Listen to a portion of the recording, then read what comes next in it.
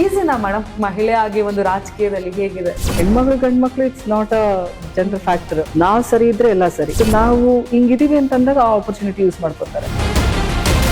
ಆಮೇಲೆ 2019 ನೀವು ಎಂಪಿಗೆ ಮಾಡ್ತೀರಾ. ಹೌದು. ಕೆಲವು ಮತಗಳ ಅಂತರದಿಂದ ಸೋಲನ್ನು ಅನುಭವಿಸ್ತೀರಾ. ಆಗ ಎಲ್ಲಿ ತಪ್ಪಾಯ್ತು ಅಂತ ಅನ್ಸುತ್ತೆ? ಇನ್ಯಾರ್ದೋ ಶಕ್ತಿ ಮೇಲೆ, ಇನ್ಯಾರ್ದೋ ಹೆಸರು ಮೇಲೆ, ಇನ್ಯಾರ್ದೋ ಬಲದ ಮೇಲೆ ನನಗೆ ಬೆಳೆಯೋದಕ್ಕೆ ಇಷ್ಟ ಇಲ್ಲ. ನಂದೇ ಆದಂತ ಓನ್ ಐಡೆಂಟಿಟಿ ಇರಬೇಕು, ನಂದೇ ಆದಂತ ಒಂದು ಶಕ್ತಿ ಇರಬೇಕು, ನಂದೇ ಆದಂತ ಥಾಟ್ಸ್ ಡಿಫ್ರೆಂಟ್ ಆಗಿದೆ. 2024 ಅಲ್ಲಿ ನೀವು ಬೇಕು ಅಂತಂದ್ರೆ ಅದು ಮಿಸ್ ಆಗಿ ಸಂಯುಕ್ತ ಪಾಟೀಲ್ ಅವರಿಗೆ ಟಿಕೆಟ್ ಆಗುತ್ತೆ. ಆ ಟೈಮ್ ಹೇಗಿತ್ತು? ನಮ್ಮ ಜಿಲ್ಲೆಗೆ ಸಂಬಂಧಪಟ್ಟವರಲ್ಲ, ನಮ್ಮ ಜಿಲ್ಲೆಯಲ್ಲಿ ಅವ್ರದ್ದೇನು ಡೆಡಿಕೇಶನ್ ಇಲ್ಲ. ಇವತ್ತು ಅಭ್ಯರ್ಥಿ ಅನ್ನೋದು ಬಿಟ್ಟರೆ ಅವ್ರ ಕೊಡುಗೆ ಏನಿದೆ ಜಿಲ್ಲೆಗೆ. ಅವತ್ತು ನಿಮ್ಮನೆಯವ್ರು ಸಪೋರ್ಟ್ ಮಾಡಿದ್ರೆ ಟಿಕೆಟ್ ವಿಚಾರ ಅಂತ ಬಂದಾಗ? ಗಂಡ ಪ್ರಚಾರಕ್ಕೆ ಬಂದಿದ್ದಾರೆ, ಹೆಂಡತಿ ಬರ್ತಾ ಇಲ್ಲ. ಗಂಡ ಹೋಗಿದ್ದಾರೆ ಅಂದ ತಕ್ಷಣ ಹೆಂಡತಿನ ಹೋಗ್ಬೇಕು ಪ್ರಚಾರಕ್ಕೆ. ಇವತ್ತು family life is separate, political life is separate. ಪಕ್ಷ ನಿಮ್ಗೆಲ್ಲ ಮೋಸ ಮಾಡ್ತು ಅಂತ ಅನ್ಸ್ತಾ? ಅನ್ಯಾಯದ ವಿರುದ್ಧ ಯಾವತ್ತಿಗೂ ಕೂಡ ನಿಂತ್ಕೊಳ್ಳೋಣ ಅಂತ. ಯಾವ್ದು ನ್ಯಾಯ ಇರುತ್ತೋ ಅದನ್ನ ಒಪ್ಕೊಂತೋಳು. ಇವತ್ತು ಎಲ್ಲಿಯವ್ರನ್ನ ಕ್ಯಾಂಡಿಡೇಟ್ ತೊಗೊಂಬಂದು ನಮ್ಮ ಜಿಲ್ಲೆಗೆ ಹಾಕಿ ಅವ್ರ ಪರವಾಗಿ ಪ್ರಚಾರ ಮಾಡ್ರಿ ಅಂತಂದ್ರೆ ಒಪ್ಪೋಂತಾರಲ್ಲ. 2 ವರ್ಷ ಅವ್ರ ಕ್ಯಾಂಡಿಡೇಟ್ ಬಂದೇ ಇಲ್ಲ ಕಾನ್ಸ್ಟಿಟ್ಯೂನ್ಸಿಗೆ. ಅವ್ರು ಬಂದಿಲ್ಲ ಅಂದ್ರೆ ಜನಕ್ಕೆ ಉತ್ತರ ನಾವು ಕೊಡ್ಬೇಕಾಗುತ್ತೆ. ಪಾರ್ಟಿ ಚೇಂಜ್ ಮಾಡ್ಬೋದಿತ್ತಲ್ಲ ಆ ಟೈಮಲ್ಲಿ? ಸಮಯ ಬದಲಾದಂಗೆ, ಕಾಲ ಬದಲಾದಂಗೆ ಬಹಳಷ್ಟು ಲೆಸನ್ಸ್ ಅಂತಾರೆ ಲೈಫಲ್ಲಿ. ಆ ಲೆಸನ್ಸ್ಗಳು ಕಲ್ತಾಗ ಸಮಯ ಬರಬೇಕು ಎಲ್ಲದಕ್ಕೂ. ಮೊನ್ನೆ ಅಷ್ಟೇ ನೋಡಿದ್ವಿ ತಮಿಳ್ನಾಡು ಎಲೆಕ್ಷನ್ ಅಲ್ಲಿ ಏನೆಲ್ಲ ಬದಲಾವಣೆ ಆಯ್ತು ಅಂತ. ನಾನು ಹೇಳ್ದೆ, ದುಡ್ಡು ಮಾಡ್ಬೇಕು, ಇನ್ನೇನೋ ಆಗ್ಬೇಕು, ಇನ್ನೇನೋ ನಾವು ಗಳಿಸ್ಬೇಕು ಅನ್ನೋದಿದ್ರೆ ರಾಜಕಾರಣಕ್ಕೆ ಬರ್ಬೇಡ್ರಿ ಅಂತ. ರಾಜಕೀಯ ಬಿಡೋದಿಲ್ಲ. ಇಲ್ಲ, ಅದು ಮಾತೇ ಇಲ್ಲ. ರಾಜಕೀಯ ಹೌದು. ಅದು ಏನಾದ್ರೂ ಆಗ್ಲಿ, ಅದು ಎಂತ ಸಂದರ್ಭಗಳೇ ಬರ್ಲಿ, ಎಷ್ಟೋ ಅಡೆತಡೆಗಳು ಬಂತು, ಎಲ್ಲವನ್ನ ಮೆಟ್ ನಿಂತಿದೀವಿ. ಸಿದ್ದರಾಮಯ್ಯ ಅಥವಾ ಡಿ ಕೆ ಶಿವಕುಮಾರ್ ಅಂದ್ರೆ ಜನರು ಯಾರು ಕಷ್ಟಕ್ಕೆ ಸ್ಪಂದಿಸ್ತಾರೋ ಅವ್ರು ಜನನಾಯಕರಾಗೋದಕ್ಕೆ ಸಾಧ್ಯ ಅಂತ ಹೇಳಿದ್ರೆ ಆ ಒಂದು ಸಿಸ್ಟಮ್ ಬರಬೇಕು. ನಮ್ಮ ಪ್ರೈಮ್ ಮಿನಿಸ್ಟರ್ ಆಗಿರುವಂತ ನರೇಂದ್ರ ಮೋದಿ ಡೆವಲಪಿಂಗ್ ಇಂಡಿಯಾ ಅನ್ನುವಂತ ಒಂದು ಕನಸನ್ನ ನಂತೋರು ಅಂತೇಳಿ. Shivananda Patil minister, Yatnal leader, Samyukta Patil notes. Hi, hello, ನಮಸ್ಕಾರ. ನಾನು ನಿಮ್ಮ ರಂಜಿತ ರೇವಣ್ಣ. ನಮ್ಮ ಕರ್ನಾಟಕ ಟಿವಿ ನಾನ್ ಆಯ್ಕೆ ಸ್ಪೆಷಲ್ ಪಾಡ್ಕಾಸ್ಟ್ಗೆ ಸ್ವಾಗತ. ಇವತ್ತು ನನ್ನೊಟ್ಟಿಗೆ ಇರುವಂತಹ ನಾಯಕಿ 2015ರಲ್ಲಿ ಜಿಲ್ಲಾ ಪಂಚಾಯತ್ ಅಧ್ಯಕ್ಷೆ ಆಗ್ತಾರೆ, ರಾಜ್ಯಾದ್ಯಂತ ಹೆಸರನ್ನ ಮಾಡ್ತಾರೆ. ಅದಾದ ನಂತರ 2019ರಲ್ಲಿ ಎಂಪಿಗೆ ಕಂಟೆಸ್ಟ್ ಮಾಡ್ತಾರೆ, ಲಕ್ಷಾಂತರ ಮತಗಳನ್ನ ಪಡ್ಕೊಳ್ತಾರೆ. ಆದ್ರೆ ಯಾವುದೋ ಒಂದು ವಿಚಾರದಿಂದ ಸೋಲ್ತಾರೆ. ಅದಾದ ನಂತರ 2024ರಲ್ಲಿ MP ಎಲೆಕ್ಷನ್ಗೆ ಕಂಟೆಸ್ಟ್ ಮಾಡ್ಬೇಕಾಗತ್ತೆ, ಆದ್ರೆ ಟಿಕೆಟ್ ಸಿಗೋದಿಲ್ಲ.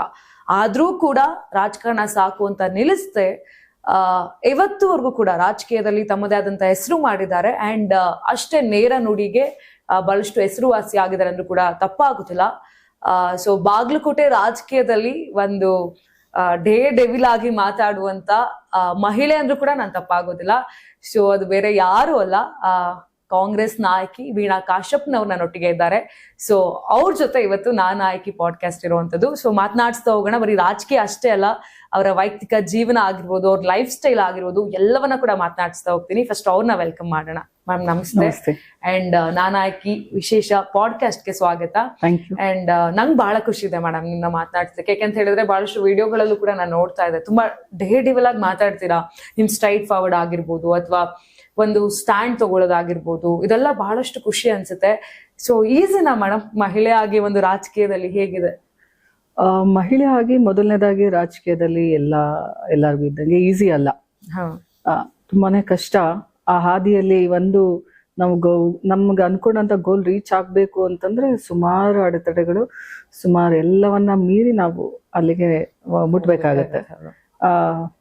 ಆ ಒಂದು ನಿಟ್ಟಿನಲ್ಲಿ ಸಾಕಷ್ಟು ಜನ ಮಹಿಳೆಯರು ಇವತ್ತಿಗೂ ಕೂಡ ರಾಜಕಾರಣಕ್ಕೆ ಬರ್ಬೇಕು ಅಂದ್ರೆ it's not a my cup of tea ಅಂತೇಳಿ ದೂರ ಸರಿದ್ ಬಿಡ್ತಾರೆ, ನಮ್ಗಿಂದ ಆಗಲ್ಲ ಅಂತೇಳಿ. ನಾನು ಒಂದು ಈ ಮಾಧ್ಯಮದ ಮೂಲಕ ಹೇಳೋದು, ಮಹಿಳೆಯರು ಬರ್ಬೇಕು. ಹೆಚ್ಚು ಮಹಿಳೆಯರು ರಾಜಕಾರಣಕ್ಕೆ ಬಂದಾಗ ಮಹಿಳಾ ಶಕ್ತಿ ಹೆಚ್ಚಾಗತ್ತೆ, ಮಹಿಳೆಯರ ಒಂದು ವಾಯ್ಸ್ ಆಗಕ್ ಸಾಧ್ಯ. ಈಗ ಎಷ್ಟೋ ನಮ್ಮ ಇಡೀ ನಮ್ಮ ಕರ್ನಾಟಕದಲ್ಲಿ ನಾವು 6.5-7 ಕೋಟಿ ಇದೀವಿ ಅಂತ ಏನ್ ಹೇಳ್ತೀವಿ, of the voters R women. ಹೌದು, ನಮ್ಗೆ ಈಗ ಹೆಚ್ಚಿನ ಒಂದು 3.5-4 ಕೋಟಿಯಷ್ಟು ನಾವು ಹೆಣ್ಮಕ್ಳ ಸಂಖ್ಯೆ ಇದೆ. ಆ ಒಂದು ನಿಟ್ಟಿನಲ್ಲಿ ಇವತ್ತು ವಿಶೇಷವಾಗಿ ನಾನು ಮಹಿಳಾ ರಾಜಕಾರಣಿ ಆಗ್ಬೇಕು, ರಾಜಕಾರಣಕ್ಕೆ ಬರ್ಬೇಕು ಅಂತ ಬಂದವಳಲ್ಲ. ರಾಜಕೀಯ ಒಂದು ಅಚಾನಕ್ ಆಗಿ ಬಂದಂತ ಒಂದು ಅವಕಾಶ. ಹೇಗೆ? ಜಿಲ್ಲಾ ಪಂಚಾಯತಿಯ ಒಂದು ಎಲೆಕ್ಷನ್ಸ್ ಬಂದಾಗ ನಿಂತ್ಕೋಬೇಕು ಜಿಲ್ಲಾ ಪಂಚಾಯತಿಗೆ ಅನ್ನೋಂಥದ್ದು ಎಲ್ಲೂ ನನ್ಗೆ ಇರ್ಲಿಲ್ಲ ಅಲ್ಲಿ ತಲೆಯಲ್ಲಿ. ನಾನು ಎಲ್ಲರೂ ಇದ್ದಂಗೆ ನಾನು ಕೂಡ ಗೃಹಿಣಿ ಆಗಿದ್ದೆ. ಮದುವೆ ಆಗಿ ಬಂದಿದ್ದು ರಾಜಕೀಯ ಕುಟುಂಬಕ್ಕೆ. ಅದಾದ ನಂತರ ಮಾವನವ್ರು ತೀರ್ಕೋತಾರೆ, ಬೈ ಎಲೆಕ್ಷನ್ಸ್ ಬಂತು. ಅತ್ತೆ ಎಲೆಕ್ಷನ್ ನಿಂತ್ಕೊಂಡಾಗ ನಾನು ಅನಿವಾರ್ಯವಾಗಿ ಕ್ಯಾಂಪೇನಿಂಗಿಗೆ ಹೋಗ್ಬೇಕಾಯ್ತು. ನಿಮ್ಗೆ ರಾಜಕೀಯ? ಹೌದು ಹೌದು.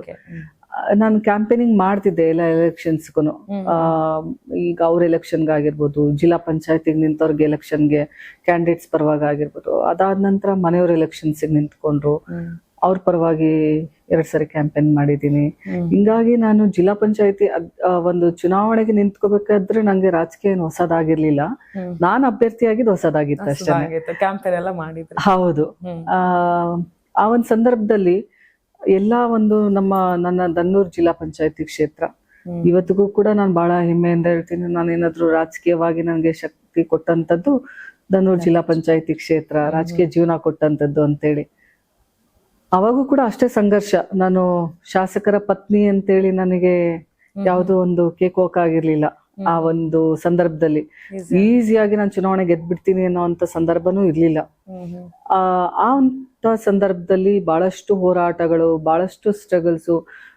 ನನಗೆ ಒಂದು ಟಿಕೆಟ್ ಅನೌನ್ಸ್ ಆದಾಗ ಜಿಲ್ಲಾ ಪಂಚಾಯತಿ ಒಂದು ಚುನಾವಣೆಯಲ್ಲಿ 4 ದಿನ ಇದ್ದಿದ್ದು. 4 ದಿನದಲ್ಲಿ ಹೌದು ಎಲೆಕ್ಷನ್ಗೆ 4 ದಿನ ನಂಗೆ ಕ್ಯಾಂಪೇನಿಂಗ್ ಅಂದ್ರೆ ಅಲ್ಲಿ ಸ್ವಲ್ಪ ಚುನಾವಣೆ ಎಲೆಕ್ಷನ್ ಅನೌನ್ಸ್ ಆಗಿತ್ತು. ಬಟ್ ಅಲ್ಲಿ ಏನಾಗಿತ್ತು, ಮನೆಯಲ್ಲಿ ಕುಟುಂಬ ರಾಜಕಾರಣ ಅಂತ ಹೇಳ್ತಾರೆ ಜನ, ನಾನು ನಿಲ್ಸ್ಬಿಟ್ರೆ ಅಂತ ಹೇಳಿ. ಆಮೇಲೆ ನನ್ಗೆ ವಿಡ್ರಾ ಮಾಡ್ಬೇಕು ಅಂತ ಹೇಳಿದ್ರು, ಆಯ್ತು ಅಂತ ಹೇಳಿದ್ದೆ. ಅದಾದ್ಮೇಲೆ ಇಲ್ಲ ಶಾಸಕರ ಪತ್ನಿ ಚುನಾವಣೆಗೆ ನಿಂತಿದ್ದಾರೆ ಅಂತ ಹೇಳಿ ಅದು ಪ್ರೊಜೆಕ್ಟ್ ಆದಾಗ, ಇದು ಒಂದು ಪ್ರತಿಷ್ಠೆಯ ಒಂದು ಚುನಾವಣೆ ಆಗಿದ್ರಿಂದ ನಾನು ವಿಡ್ರಾ ಮಾಡೋದಕ್ಕಾಗ್ಲಿಲ್ಲ. ಚುನಾವಣೆ ನಿಂದಿರ್ಬೇಕಾದ ಸಂದರ್ಭ ಬಂತು. ಅದೆಲ್ಲ ಫೈನಲ್ ಆಗಿ ಎಲ್ಲ ವಿಡ್ರಾವಲ್ ಎಲ್ಲ ಮುಗಿದು ಚುನಾವಣಾ ಪ್ರಚಾರಕ್ಕೆ ಉಳಿದಿದ್ದು ನಮ್ಗೆ 4 ರಿಂದ 5 ದಿನ ಅಷ್ಟೇನೆ. ನನ್ನ ಜಿಲ್ಲಾ ಪಂಚಾಯತಿ ಕ್ಷೇತ್ರ ಬಹಳ ದೊಡ್ಡದಾಗಿತ್ತು, 40 ಹಳ್ಳಿಗಳು ಬರ್ತಿತ್ತು. ನಾನು ಎಲ್ಲದನ್ನು ಕೂಡ ಬೆಳಗ್ಗೆ ನಾವು 6 o'clock ಸ್ಟಾರ್ಟ್ ಮಾಡಿದವರು ಸಾಯಂಕಾಲದವರೆಗೂ ಒಂದು ಮನೆನೂ ಬಿಡ್ಲಿಲ್ಲಿದ್ದಂಗೆ ಪ್ರತಿ ಒಂದು ಹಳ್ಳಿನೂ 40 ಹಳ್ಳಿಗಳನ್ನು 4 ರಿಂದ 5 ದಿವಸದಲ್ಲಿ ನಾವು ಮುಗಿಸಿದ್ವಿ ಪ್ರಚಾರನ. ನಾನು ಹೇಳ್ದೆ, ನನ್ನ ಶಾಸಕರ ಪತ್ನಿ ಮನೇಲಿ ಕುತ್ಕೊಂಡು ಚುನಾವಣೆ ಆಗ್ಲಿಲ್ಲ, ಆನ್ ಗ್ರೌಂಡಿಗೆ ಬರ್ಬೇಕಾಯ್ತು, ಪ್ರತಿ ಒಂದು ನಾವು ಮನೆಗೂ ಹೋಗ್ಬೇಕಾಯ್ತು. ಅವಾಗ ನನ್ಗೆ ನಿಜವಾದ ಚಿತ್ರಣ, ನಾವು ಮನೇಲಿ ಇರೋಂಥದ್ದು, ನಾವು ಎಷ್ಟೋ ಜನ ಈಗ ಶಾಸಕರ ಪತ್ನಿ, VIP ಗಳ ಪತ್ನಿ ಆಗಿರ್ಬೋದು, ಮಕ್ಕಳಾಗಿರ್ಬೋದು, ಆ ಒಂದು ಇದ್ರಲ್ಲಿ ಬೆಳೆದ್ಬಿಟ್ಟಿರ್ತೀವಿ. ನಮ್ಗೆ ಹೊರಗಡೆ ಜನದ ಕಷ್ಟ ಗೊತ್ತಿರಲ್ಲ, ಜನದ ಏನು ಅವ್ರು ಅನುಭವಿಸ್ತಾ ಇದಾರೆ, ಅವ್ರ ಸ್ಥಿತಿಗತಿಗಳು ಗೊತ್ತಿರಲ್ಲ. ಆ ನಿಟ್ಟಿನಲ್ಲಿ ನಾವು ಹೊರಗಡೆ ಬಂದಾಗ ಹೊರಗಿನ ಪ್ರಪಂಚನೇ ಬೇರೆ ಇರುತ್ತೆ, ನಾವಿರೋಂಥ ಪ್ರಪಂಚನೇ ಬೇರೆ, ಜನಗಳು ಇರೋಂಥದ್ದು ಪ್ರಪಂಚನೇ ಬೇರೆ. ನಾನು ಎಲ್ಲವನ್ನ ಕೂಡ ಆನ್ ಗ್ರೌಂಡ್ ನೋಡಿದ್ ಅವತ್ತೇನೆ.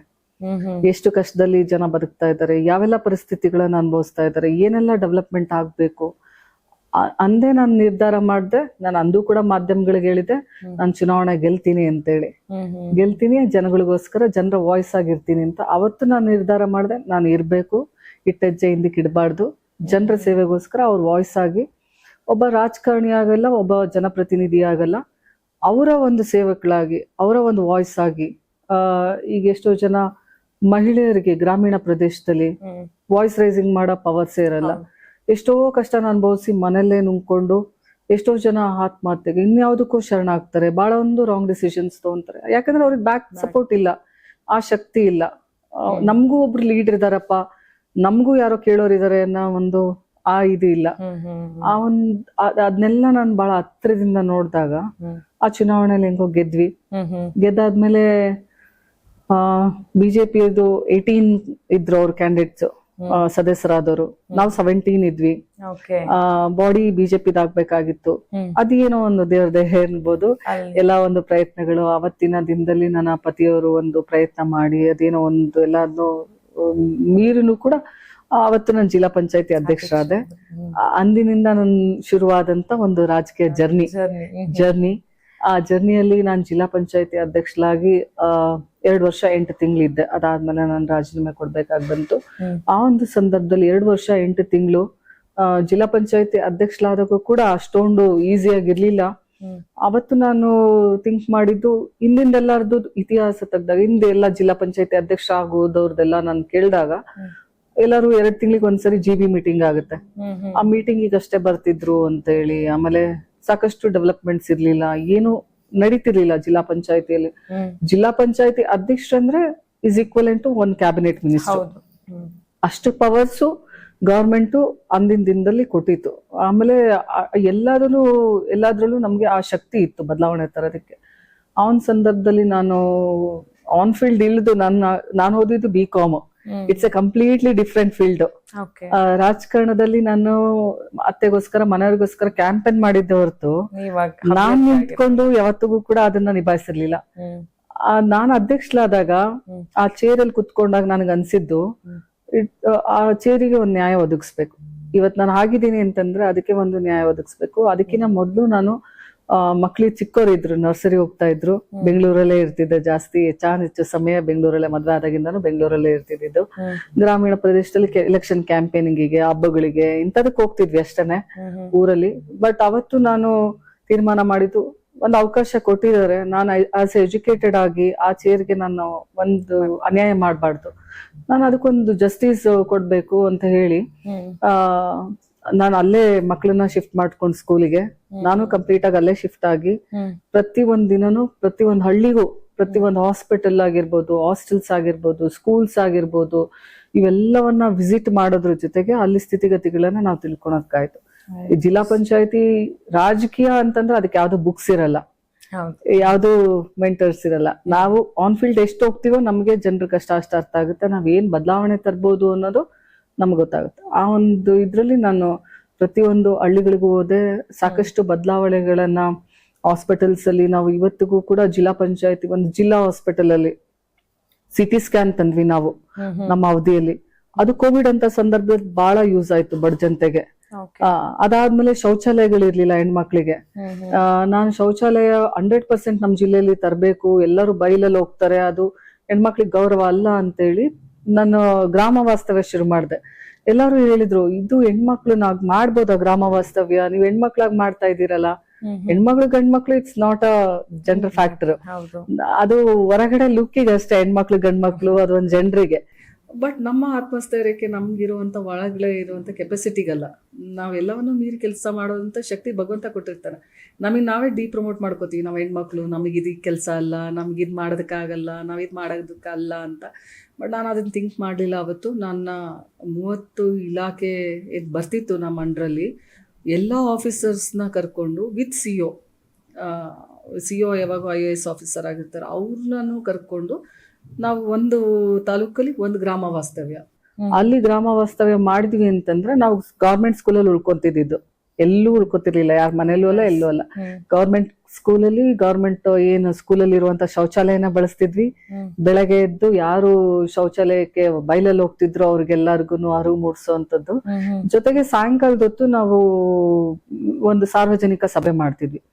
ಆ ಒಂದು ಹಳ್ಳಿಯಲ್ಲಿ, ಸುತ್ತಮುತ್ತಲ ಹಳ್ಳಿಯಲ್ಲಿ ಏನು ಪ್ರಾಬ್ಲಮ್ಸ್ ಇದೆ ಆನ್ ಸ್ಪಾಟ್ ಅವ್ರಿಗೆಲ್ಲರಿಗೂ ಕೆಲಸ ಮಾಡ್ಸಿದ್ವಿ ನಾವು. ರೋಡ್ಸ್ ಆಗಿರ್ಬೋದು, ಚರಂಡಿಗಳಾಗಿರ್ಬೋದು, ಹಳ್ಳಿಯಲ್ಲಿ ಇರೋದೇ ಪ್ರಾಬ್ಲಮ್ಸ್ ಅದು, ರೋಡು, ಚರಂಡಿ, ಲೈಟ್ಸು, ಅವ್ರು ಕೇಳೋದೇ ಬೇಸಿಕ್ ಥಿಂಗ್ಸ್. ಇವತ್ತವರೆಗೂ ಯಾಕೋ ಅದು ಎಲ್ಲೂ ಸಂಪೂರ್ಣ ಆಗ್ತಾ ಇಲ್ಲ, ಅದೊಂದು ನೋವು ನನಗೆ ಬಹಳಷ್ಟಿದೆ.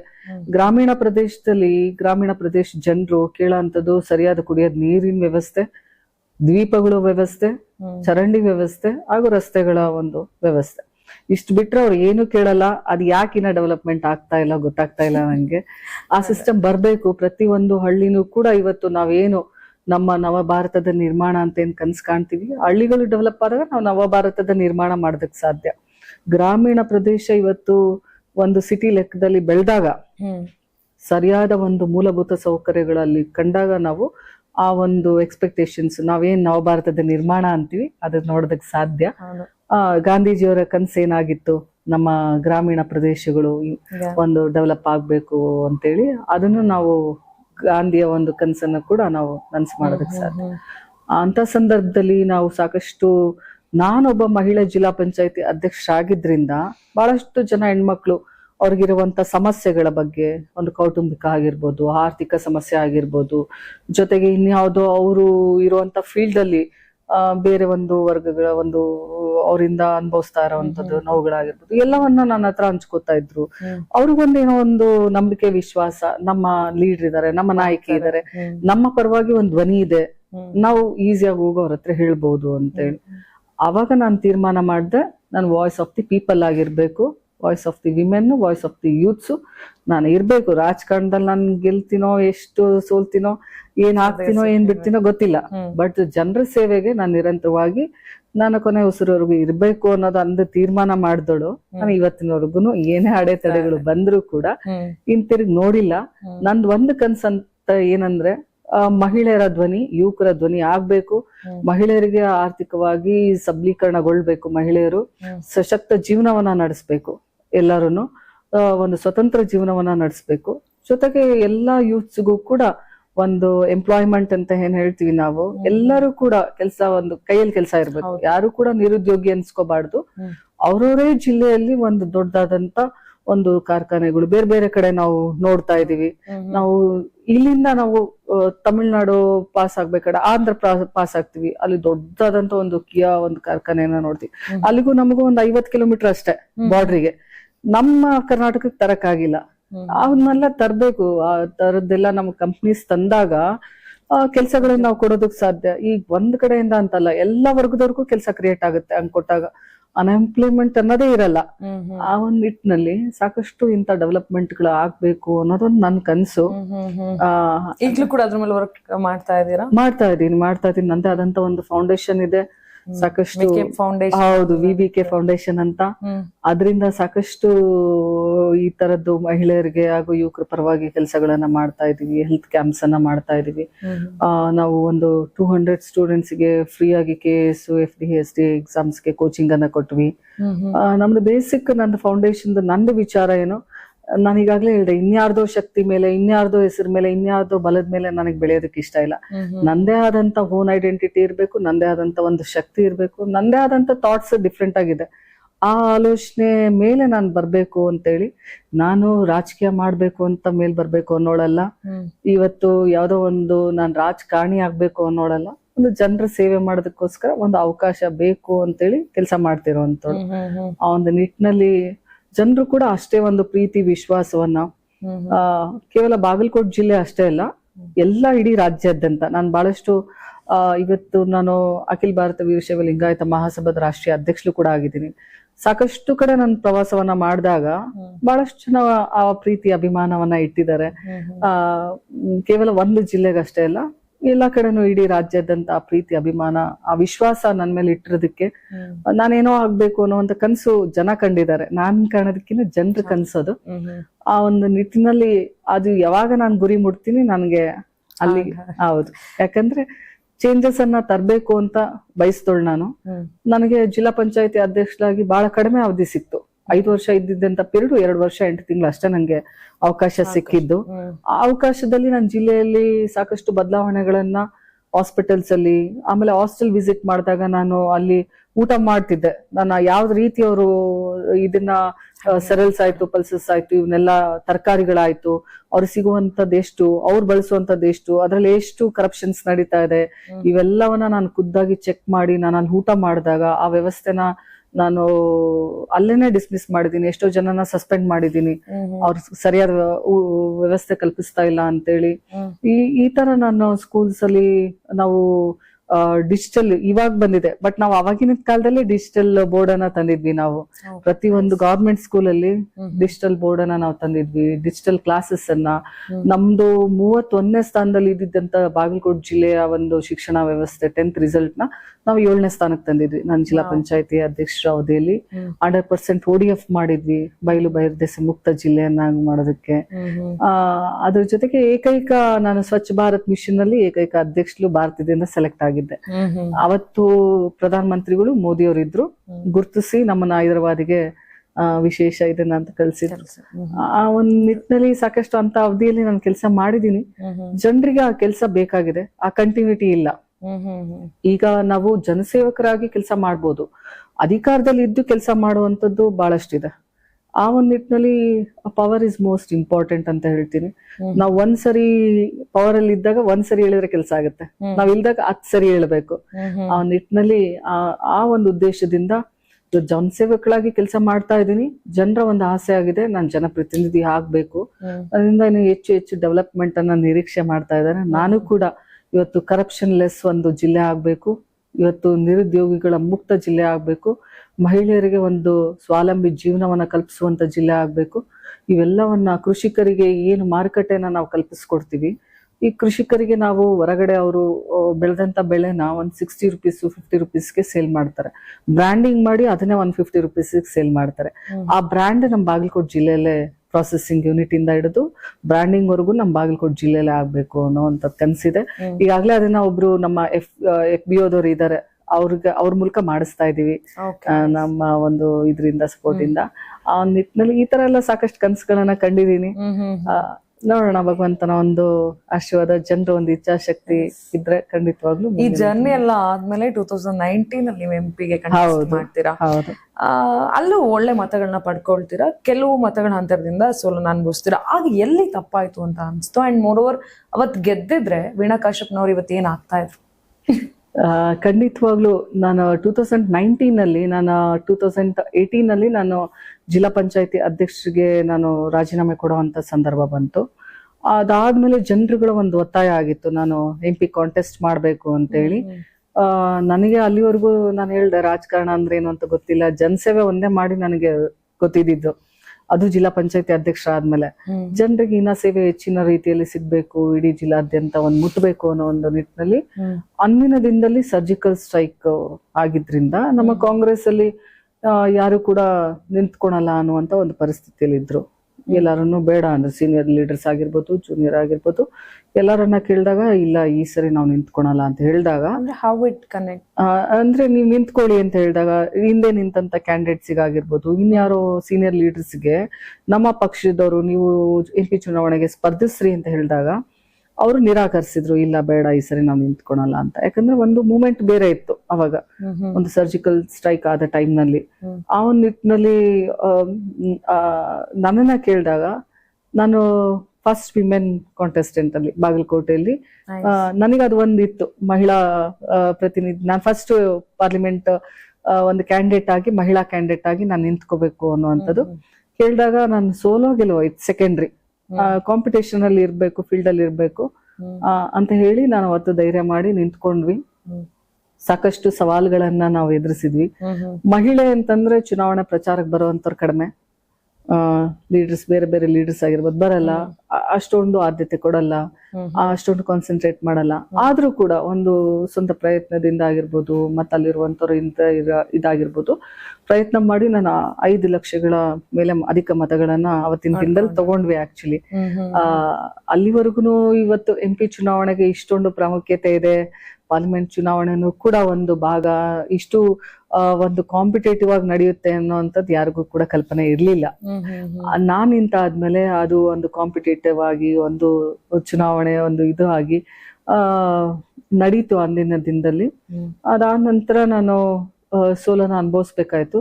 ಸೋತೆ ಅಂತ ನಾನು ಮನಸ್ಸೇ ಇರ್ಲಿಲ್ಲ, ನಾನು ಮತ್ತೆ ಗೆಲ್ಬೇಕು ಅನ್ನೋಂತ ಒಂದು ನಿರೀಕ್ಷೆನ ಇಟ್ಕೊಂಡು ಮತ್ತೆ 5 ಲಕ್ಷ ಜನ ಮತ ಹಾಕಿದಾರಲ್ಲ, ಇವತ್ತು ನಾವು ಸೋತಿರ್ಬೋದು, ಏನೋ ಒಂದು ಕಾರಣದಿಂದ ಸೋತಿರ್ಬೋದು, ಏನೋ ಆಗಿರ್ಬೋದು, ಬಟ್ 5 ಲಕ್ಷ ಜನದ ಮೇಲೆ ನಮಗೆ ಒಂದು ನಮ್ಮ ಮೇಲೆ ಭರವಸೆಯನ್ನ ಇಟ್ಕೊಂಡು ನಾವೇನೋ ಮಾಡ್ತೀವಿ, ನಾವು ಅವ್ರ ಪರವಾಗಿ ನಿಂತ್ಕೋತೀವಿ ಅಂತೇಳಿ ಮತ ಹಾಕಿದಾಗ ನಾವು ಸೋತ್ವಿ ಅಂತ ಮನಸ್ಸೇರಿದ್ರೆ ಅವ್ರಿಗೆ ಅನ್ಯಾಯ ಮಾಡ್ದಂಗೆ ನಾವು ವೋಟರ್ಸ್ಗೆ. ಆ ಒಂದು ಉದ್ದೇಶದಿಂದ ನಾನು ಸೋತ್ರು ಕೂಡ ಪರವಾಗಿಲ್ಲ, ಜನ ನನ್ನನ್ನ ಇಷ್ಟಪಡ್ತಾರೆ, ನಾನು ಅವ್ರಿಗೋಸ್ಕರ ಇರ್ಬೇಕು ಅಂತೇಳಿ ಆನ್ ಫೀಲ್ಡ್ ಅಲ್ಲಿ ಇತ್ಕೊಂಡು ಅವ್ರ ಕಷ್ಟ ಸುಖಗಳಿಗೆ.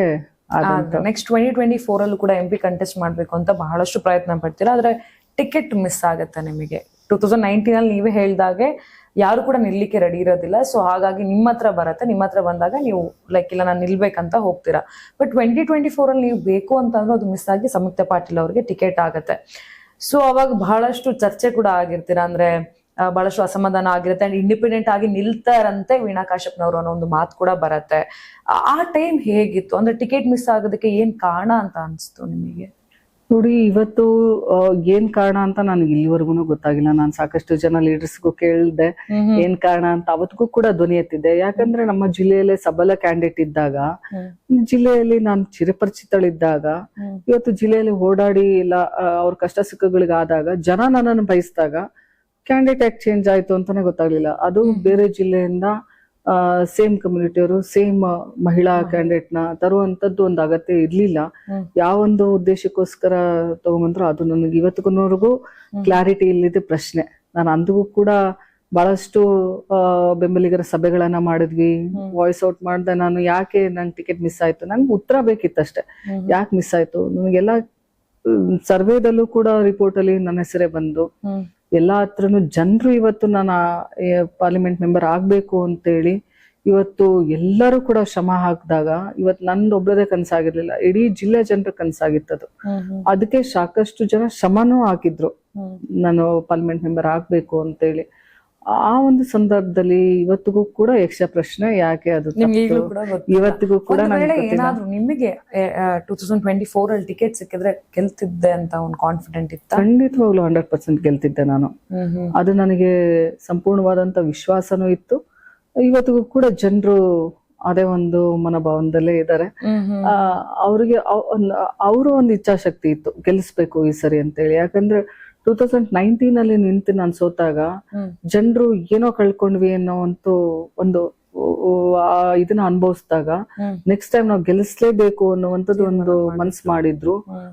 ನನಗೆ ಮತ್ತೆ ನೀವು ನಿಂತ್ಕೋಬೇಕು ಅಂತೇಳಿ ನನಗೆ ತುಂಬಿದವ್ರು ಜನರೇ. ನನ್ಗೆ ನಿಂತ್ಕೋಬೇಕು ಮಾಡ್ಬೇಕು ಅದೆಲ್ಲೂ ಇರ್ಲಿಲ್ಲ. ಸೋತ ಆದ್ಮೇಲೆ ಜನರ ಕೆಲಸ ಮಾಡ್ಬೇಕು.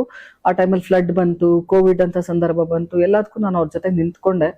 ಅಂತ ಸಂದರ್ಭದಲ್ಲಿ ನಾನು ನಿಂತ್ಕೋಬೇಕು ಅನ್ನೋದೆಲ್ಲೂ ನಾನು ಥಿಂಕ್ ಮಾಡಿರ್ಲಿಲ್ಲ. ಬಟ್ ಜನರು ಇಲ್ಲ, ನೀವು ಇನ್ನೊಂದ್ಸರಿ ನಿಂತ್ಕೋಬೇಕು, ನೀವು ಇನ್ನೊಂದ್ಸರಿ ಟಿಕೆಟ್ ಕೇಳ್ರಿ, ಟ್ರೈ ಮಾಡ್ರಿ ಅಂತ ಹೇಳಿದಾಗ ನಾನು ಕಂಟಿನ್ಯೂಸ್ ಕ್ಷೇತ್ರದಲ್ಲಿ ಓಡಾಡಿ ಪ್ರತಿಯೊಂದನ್ನು ಕೂಡ ಪಾರ್ಟಿಯಿಂದ ನಡೆಯುವಂತ ಎಲ್ಲಾ ಕಾರ್ಯಕ್ರಮಗಳಲ್ಲೂ ಮುಂಚೂಣಿಯಲ್ಲಿದ್ದು ಸಾಕಷ್ಟು ವಿಧಾನಸಭಾ ಚುನಾವಣೆ ನಮ್ಮ ಎಲೆಕ್ಷನ್ಕಿಂತ ಮೊದಲೇ ಬಂದಿದ್ದು 2023 ನಲ್ಲಿ. ಅದರಲ್ಲಿ ಮಹಿಳಾ ಮತದಾರರನ್ನ ಸೆಳೆದು ಅವ್ರದ್ದು 100% ವೋಟಿಂಗ್ ಆಗುವಲ್ಲಿ ಸಾಕಷ್ಟು ಪ್ರಯತ್ನ ಮಾಡಿದ್ದೀನಿ. ಆಮೇಲೆ ಎಲ್ಲಾ ವಿಧಾನಸಭಾ ಕ್ಷೇತ್ರದಲ್ಲಿ ಇವತ್ತು ನನ್ನ ಪತಿಯವರು ಕೂಡ ಹುನಗುಂದ ವಿಧಾನಸಭಾ ಕ್ಷೇತ್ರದಿಂದ ನಿಂತ್ಕೊಂಡಿದ್ರು. ಅವರ ಚುನಾವಣೆ ಅಷ್ಟೇ ಅಲ್ಲ, ನಾನು ಕಂಪ್ಲೀಟ್ ಆಗಿ 8, ನನಗೆ ನರಗುಂದ ಒಂದು ಎಕ್ಸ್ಟ್ರಾ ಬರುತ್ತೆ ನಮ್ಮ ಪಾರ್ಲಿಮೆಂಟ್ ಕ್ಷೇತ್ರಕ್ಕೆ. ನಮ್ಮ ಜಿಲ್ಲೆ 7 ಕ್ಷೇತ್ರಗಳು ಪ್ಲಸ್ ಒಂದು ಗದಗ ಜಿಲ್ಲೆದು ನರಗುಂದ ಒಂದು ಕ್ಷೇತ್ರ, 8 ಮತಕ್ಷೇತ್ರಗಳು ಪಾರ್ಲಿಮೆಂಟ್ ಕ್ಷೇತ್ರದಲ್ಲಿ ಬರೋದ್ರಿಂದ 8 ಮತಕ್ಷೇತ್ರಕ್ಕೂ ನಾನು ಚುನಾವಣಾ ಪ್ರಚಾರದಲ್ಲಿ ಪಾಲ್ಗೊಂಡೆ. 8 ಮತಕ್ಷೇತ್ರಗಳಲ್ಲೂ ನನ್ನ ಸಂಪೂರ್ಣವಾದಂತ ಒಂದು ಪ್ರಯತ್ನವನ್ನ ನಮ್ಮ ಅಭ್ಯರ್ಥಿಗಳನ್ನ ಗೆಲ್ಲಿಸುವಲ್ಲಿ ಸಾಕಷ್ಟು ಪ್ರಯತ್ನವನ್ನ ಮಾಡಿ ಗೆಲ್ಸಿದ್ವಿ. ಅವತ್ತೆಲ್ಲರೂ ಕೂಡ ಹೇಳಿದ್ರು, ನಾವು ನಿನ್ನ ಪಾರ್ಲಿಮೆಂಟ್ ಚುನಾವಣೆ ಸಂದರ್ಭದಲ್ಲಿ ನಿಂತ್ಕೋತೀವಿ, ನಿನ್ನ ಟಿಕೆಟ್ ವಿಷಯದಿಂದ ಹಿಡಿದು ಗೆಲ್ಸೋವರೆಗೂ ನಾವು ಪ್ರಾಮಾಣಿಕ ಪ್ರಯತ್ನ ಮಾಡ್ತೀವಿ ಅಂತೇಳಿ. ಆ ಒಂದು ನಿಟ್ಟಿನಲ್ಲಿ ನನ್ಗೆ ಎಲ್ಲೋ ಒಂದು ಹೋಪ್ಸ್ ಇತ್ತು, ನನ್ ಮತ್ತೆ ಟಿಕೆಟ್ ಸಿಗುತ್ತೆ. ಹೇಳ್ದವ್ರೆಲ್ಲ ನಿಲ್ಲಿಲ್ವಾ ಆ ಟೈಮಲ್ಲಿ?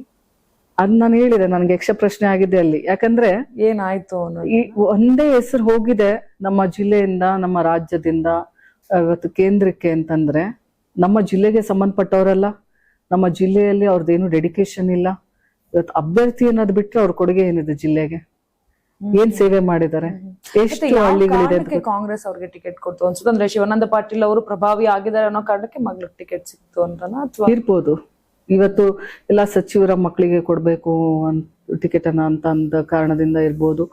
ಏನ್ ಕಾರಣದಿಂದ ಅಂತ ಹೇಳಿ ನನಗೆ ಅರ್ಥ ಆಗ್ಲಿಲ್ಲ. ನಾನು ಹೇಳ್ದೆ, ಇವತ್ತಿಗೂ ಕೂಡ ನನಗೆ ಯಕ್ಷ ಪ್ರಶ್ನೆ ಆಗಿ ಉಳಿದಂತದ್ದು ನನ್ನ ಟಿಕೆಟ್ ಏನಕ್ಕೆ ಮಿಸ್ ಆಯ್ತು ಅನ್ನೋಂಥದ್ದೇ ಒಂದು ಯಕ್ಷ ಪ್ರಶ್ನೆ. ಮೋಸ ಮಾಡ್ತು ಅಂತ ಅನ್ಸ್ತಾ? ನೋಡಿ, ಅದು ಜನಸಾಮಾನ್ಯರೇ ಅರ್ಥ ಮಾಡ್ಕೋತಾರೆ. ನಾನೇನು ಇವತ್ತು ಎಲ್ಲ ಟ್ರಾನ್ಸ್ಪರೆನ್ಸಿ, ನಾನು ಟಿಕೆಟ್ ಮಿಸ್ ಆದಾಗ ಬೆಂಬಲಿಗರ ಸಭೆ ಮಾಡಿದ್ವಿ, ನಾವು ಕೇಳ್ದೆ ಯಾಕೆ ಮಿಸ್ ಆಯ್ತು ಅಂತ ಹೇಳಿ, ಯಾಕೆ ಪಕ್ಷದವ್ರು ಟಿಕೆಟ್ ಕೊಟ್ಟಿಲ್ಲ ಅನ್ನೋವಂಥದ್ದು ನನ್ಗೆ ಇವತ್ತವರೆಗೂ ಅರ್ಥ ಆಗ್ಲಿಲ್ಲ. ಇದು ಪ್ರಶ್ನೆ ಎಲ್ಲಾ ನಾಯಕರನ್ನ ನಾವು ಕೇಳಾಯ್ತು, ಅದಕ್ಕೆ ಯಾರ ಹತ್ರನೂ ಉತ್ತರ ಇಲ್ಲ. ಅವತ್ತು ನಿಮ್ಮನೆ ಅವ್ರು ಸಪೋರ್ಟ್ ಮಾಡಿದ್ರೆ ಟಿಕೆಟ್ ವಿಚಾರ ಅಂತ ಬಂದಾಗ, ಅಥವಾ ಇವಾಗ ನೋಡಿ ಅವರು ಒಬ್ಬ ಶಾಸಕರಾಗಿ ಆ ಒಂದು ಸಂದರ್ಭದಲ್ಲಿ ಅವ್ರನ್ನು ಕೂಡ ಒಂದು ಕಟ್ಟಾಕುವಂಥದ್ದು. ಇವತ್ತು ಅವರು ಪ್ರಚಾರಕ್ಕೆ ಹೋಗ್ಬೇಕಾಯ್ತು. ಅವರು ನನಗೆ ಎಷ್ಟೋ ಮಾಧ್ಯಮಗಳು ಕೇಳಿದ್ರು, ಗಂಡ ಪ್ರಚಾರಕ್ಕೆ ಬಂದಿದ್ದಾರೆ, ಹೆಂಡತಿ ಬರ್ತಾ ಇಲ್ಲ. ನಾನು ಅವತ್ತು ಕೊಟ್ಟಂತ ಉತ್ತರ ಒಂದೇ, ಗಂಡ ಹೋಗಿದ್ದಾರೆ ಅಂದ ತಕ್ಷಣ ಹೆಂಡತಿನ ಹೋಗ್ಬೇಕಾ ಪ್ರಚಾರಕ್ಕೆ? ಇವತ್ತು family life is separate, political life is separate. ಎರಡನ್ನೂ ಮಿಕ್ಸ್ ಮಾಡ್ಬೇಡ್ರಿ ಅಂತಾನೆ ನಾನು ಅವಾಗೂ ಹೇಳೋದು. ಯಾಕಂದ್ರೆ ಅವ್ರ ಥಿಂಗ್ಸ್ ಥಾಟ್ಸ್ ಡಿಫ್ರೆಂಟ್ ಆಗಿರುತ್ತೆ, ನಮ್ ಥಿಂಗ್ಸ್ ಥಾಟ್ಸ್ ಡಿಫ್ರೆಂಟ್ ಆಗಿರುತ್ತೆ. ಎರಡೂ ಒಂದೇ ಆಗಿರ್ಬೇಕು ಅಂತ ಏನಿಲ್ಲ. ಇವಾಗ ಫ್ಯಾಮಿಲಿಯಲ್ಲಿ ಇದ್ದ ತಕ್ಷಣ ಎಲ್ಲ ಒಂದೇ ತರ ಇರ್ಬೇಕು, ಒಂದೇ ತರ ನಡಿಬೇಕು ಅಂತ ಏನಿಲ್ಲ. ನನ್ನ ಆಲೋಚನೆಗಳು ಸಾಕಷ್ಟು ಡಿಫ್ರೆಂಟ್ ಆಗಿದೆ ಮನೋರ ಆಲೋಚನೆಗಿನ್ನ. ಅವ್ರೊಂದ್ ಕಾನ್ಸೆಪ್ಟ್ಸೇ ಬೇರೆ ಇರುತ್ತೆ. ಆ ಒಂದು ಉದ್ದೇಶದಿಂದ ನಾನು ಬದಲಾವಣೆ ಬಯಸೋಳು, ನಾನು ಚೇಂಜಸ್ ಇರ್ಬೇಕು ಅನ್ನೋಳು. ಆಮೇಲೆ ಎಲ್ಲ ಹೇಳ್ದೆ ನಾನಾಗ್ಲೇ, ಯೂತ್ಸ್ಗೆ ಮಹಿಳೆಯರಿಗೆ ಒಂದ್ ಶಕ್ತಿ ಬರ್ಬೇಕು ಅನ್ನೋಂಥವ್ರು. ನಮ್ದು ಒಂದು ಡಿಫ್ರೆಂಟ್ ಕಾನ್ಸೆಪ್ಟ್ಸ್ ಇರೋದ್ರಿಂದ ಅಂದಿನ ದಿನದಲ್ಲಿ ಅನಿವಾರ್ಯವಾಗಿ ನಾನು ನಾಮಿನೇಷನ್ಗೆ ಹೋಗ್ಬೇಕಾಯ್ತು. ಅದಾದ ನಂತರ ನನ್ಗೆ ಕೊಪ್ಪಳಕ್ಕೆ ಇನ್ಚಾರ್ಜ್ ಹಾಕಿದ್ರು. ಕೊಪ್ಪಳ ಎಲೆಕ್ಷನ್ ಮಾಡ್ರಿ ಅಂತ ಹೇಳಿ. ಕಾಂಗ್ರೆಸ್ ಪಾರ್ಟಿಲಿ ಇದ್ದಿದ್ರಿಂದ ನಾನು ಮತ್ತೆ ಕೊಪ್ಪಳದಲ್ಲಿ ಇನ್ಚಾರ್ಜ್ ತಗೊಂಡು ಅಲ್ಲಿ ಪಾರ್ಲಿಮೆಂಟ್ ಕ್ಯಾಂಡಿಡೇಟ್ ರಾಜಶೇಖರ್ ಇಟ್ನಾಳ್ ಅವ್ರು ನಿಂತ್ಕೊಂಡಿದ್ರಿಂದ ಅವ್ರ ಪರವಾಗಿ ನಾನು ಪ್ರಚಾರ ಮಾಡ್ಬೇಕಾಯ್ತು. ಅಲ್ಲಿ ಅವ್ರ ಕ್ಯಾಂಡಿಡೇಟ್ ಗೆದ್ರು ಕೂಡ. ಅಲ್ಲಿ ನಮ್ಮ ಜಿಲ್ಲೆಯಲ್ಲಿ ನಾನು ಹೇಳಿದ್ದೆ, ನನ್ನ ಅನ್ಯಾಯದ ವಿರುದ್ಧ ಯಾವತ್ತಿಗೂ ಕೂಡ ನಿಂತ್ಕೊಳ್ಳೋಣ. ನಾನು ಯಾವ್ದು ನ್ಯಾಯ ಇರುತ್ತೋ ಅದನ್ನ ಒಪ್ಪುವಂತೋಳು. ಇವತ್ತು ಎಲ್ಲಿಯವ್ರನ್ನ ಕ್ಯಾಂಡಿಡೇಟ್ ತಗೊಂಬಂದು ನಮ್ಮ ಜಿಲ್ಲೆಗೆ ಹಾಕಿ ಅವ್ರ ಪರವಾಗಿ ಪ್ರಚಾರ ಮಾಡ್ರಿ ಅಂತಂದ್ರೆ ಒಪ್ಪುವಂತಾರಲ್ಲ. ಯಾಕಂತಂದ್ರೆ ಇವಾಗ 2 ವರ್ಷ ಅವ್ರ ಕ್ಯಾಂಡಿಡೇಟ್ ಬಂದೇ ಇಲ್ಲ ಕಾನ್ಸ್ಟಿಟ್ಯೂನ್ಸಿಗೆ. ಅವ್ರು ಬಂದಿಲ್ಲ, ಜನಕ್ಕೆ ಉತ್ತರ ನಾವು ಕೊಡ್ಬೇಕಾಗತ್ತೆ. ಚುನಾವಣೆ ಸಂದರ್ಭದಲ್ಲಿ ಬರೋರು ಯಾವತ್ತಿಗೂ ಕೂಡ ನಾಯಕರಾಗಲ್ಲ. ಚುನಾವಣೆ ಮುಗಿದ ನಂತರನು ಸೋಲೋ ಗೆಲುವೋ ಜನರ ಜೊತೆಗಿರುವಂತವ್ರು ನಾಯಕರು. ಆ ಒಂದು ನಿಟ್ಟಿನಲ್ಲಿ ಅಂದೇ ಶುರುವಾದಂತ ಜರ್ನಿ ಏಳೋ ಬೀಳೋ, ಸೋಲೋ ಗೆಲುವೋ, ಟಿಕೆಟ್ ಸಿಕ್ತೋ ಬಿಟ್ಟತೋ ಅದೆಲ್ಲ ಸೆಕೆಂಡ್ರಿ. ನಮ್ಮ ಜಿಲ್ಲೆಯಲ್ಲಿ ವೀಣಾ ಕಾಶ್ಯಪ್ನವ್ರು ಅಂತಂದ್ರೆ ಅದಕ್ಕೊಂದು ಬೇರೆನೆ ವ್ಯಕ್ತಿತ್ವ, ಬೇರೆನೆ ಹೆಸರಿದೆ. ಒಂದು ಭರವಸೆ ಇದೆ, ಜನರಿಗೆ ಬದಲಾವಣೆ ತರ್ತಾರೆ. ಆದ್ರೆ ಒಂದ್ ಅವಕಾಶ ಬೇಕು ಮೇಡಮ್ ಅವ್ರಿಗೇನೋ ಅಂತಂದು ಆ ಒಂದು ಪಾರ್ಟಿ ಚೇಂಜ್ ಮಾಡ್ಬೋದಿತ್ತಲ್ಲ ಆ ಟೈಮಲ್ಲಿ, ಆ ಐಡಿಯಾ ಬರ್ಲಿಲ್ಲ. ಸಾಕಷ್ಟು ಅಪರ್ಚುನಿಟೀಸ್ ಬಂದಿತ್ತು, ಬೇರೆ ಪಕ್ಷದವರು ಕೂಡ ಸಂಪರ್ಕ ಮಾಡಿದ್ರು. ಇವಾಗ ನನ್ಗೆ MP ಟಿಕೆಟ್ ಮಿಸ್ ಆದಾಗ ನಾನು ಪಾರ್ಟಿ ಚೇಂಜ್ ಮಾಡಿ ಬೇರೆಯವ್ರ ಚುನಾವಣೆ ಮಾಡುವಂತ ಮನಸ್ಥಿತಿಯಲ್ಲಿ ನಾನು ಇರ್ಲಿಲ್ಲ. ಯಾವತ್ತಿಗೂ ಕೂಡ ನಾನು ಜನಪ್ರತಿನಿಧಿಯಾಗಿ ಜನರುಗಳ ಸೇವೆ ಮಾಡ್ಬೇಕು ಅಂತೇಳಿ ನಾನು ಇದ್ದೋಳು ಹೊರತು ಅಧಿಕಾರದಿಂದ ಯಾವತ್ತು ಬೆನ್ನತ್ತದೋಳಲ್ಲ. ನಂದು ಚುನಾವಣೆ ಪಾರ್ಲಿಮೆಂಟ್ ಟಿಕೆಟ್ ಮಿಸ್ ಆದ್ಮೇಲೆ ಕೂಡ ಇವತ್ತವರೆಗೂ ನಾನು ಅಧಿಕಾರ ಇಲ್ದಂಗೆ ಕೆಲಸ ಮಾಡ್ತಾ ಇದ್ದೀನಿ. ನಾನು ಇವತ್ತವರೆಗೂ ನನ್ಗೇನು ಅಧಿಕಾರ ಕೊಟ್ಟಿಲ್ಲ ಪಕ್ಷದಲ್ಲಿ, ಆದ್ರೂ ಕೂಡ ನಾನು ಕೆಲಸ ಮಾಡ್ತಾ ಇದ್ದೀನಿ. ಯಾಕೆ ಅಂತಂದ್ರೆ ನಾನು ಜನರ ವಾಯ್ಸ್ ಆಗ್ಬೇಕು, ಜನರು ಒಂದು ಕಷ್ಟಗಳಿಗೆ ಸ್ಪಂದಿಸ್ಬೇಕು, ಜನರು ಒಂದು ಧ್ವನಿ ಆಗ್ಬೇಕು ಅಂತೇಳಿ ಇದ್ದಂತವಳು. ನನಗೆ ಅಧಿಕಾರ, ನಾನು ಹೇಳ್ದೆ, ಒಂದು ಕೆಲಸ ಮಾಡ್ಸೋದಕ್ಕೆ ಬೇಕಾಗುತ್ತೆ ಹೊರತು ಅಧಿಕಾರನೇ ಒಂದು ಜೀವನ ಅಲ್ಲ. ಇವತ್ತು ನಾವು ಓಟಿಗೋಸ್ಕರನೋ ಒಂದು ಜನನಾಯಕ ಆಗ್ಬೇಕು, ಶಾಸಕರಾಗ್ಬೇಕು, ನಮ್ ಪ್ರತಿಷ್ಠೆ ಗಳಿಸ್ಬೇಕು, ನಾವ್ ಮುಂದ್ ಬರ್ಬೇಕು, ನಾವ್ ಗಳಿಸ್ಬೇಕು ಅನ್ನೋಂಥದಕ್ಕೆ ಯಾವತ್ತಿಗೂ ಕೂಡ ಚುನಾವಣೆಗೆ ಯಾರು ಸ್ಪರ್ಧಿಸ್ಬೇಡ್ರಿ ಅಂತ ಹೇಳ್ತೀನಿ ನಾನು.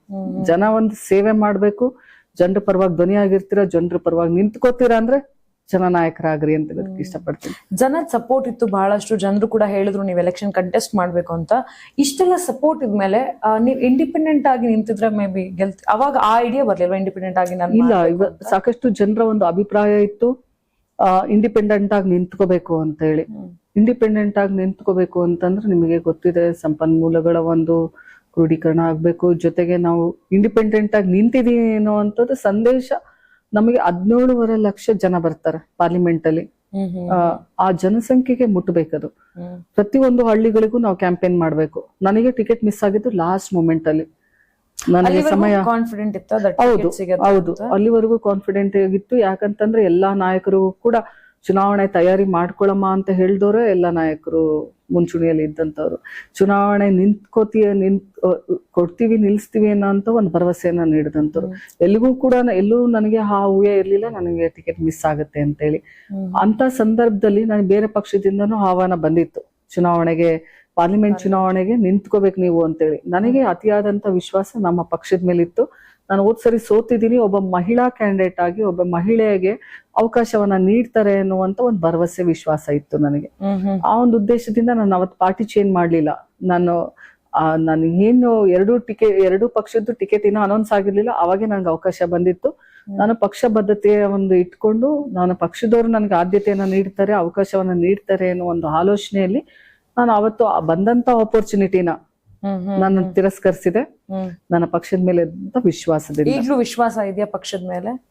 ನೋಡಿ, ಸಮಯ ಬದಲಾದಂಗೆ, ಕಾಲ ಬದಲಾದಂಗೆ ಬಹಳಷ್ಟು ನಮಗೆ ಲೆಸನ್ಸ್ ಅಂತಾರೆ ಲೈಫ್ ಅಲ್ಲಿ. ಆ ಲೆಸನ್ಸ್ ಗಳು ಕಲ್ತಾಗ ಸಮಯ ಬರ್ಬೇಕು ಎಲ್ಲದಕ್ಕೂ.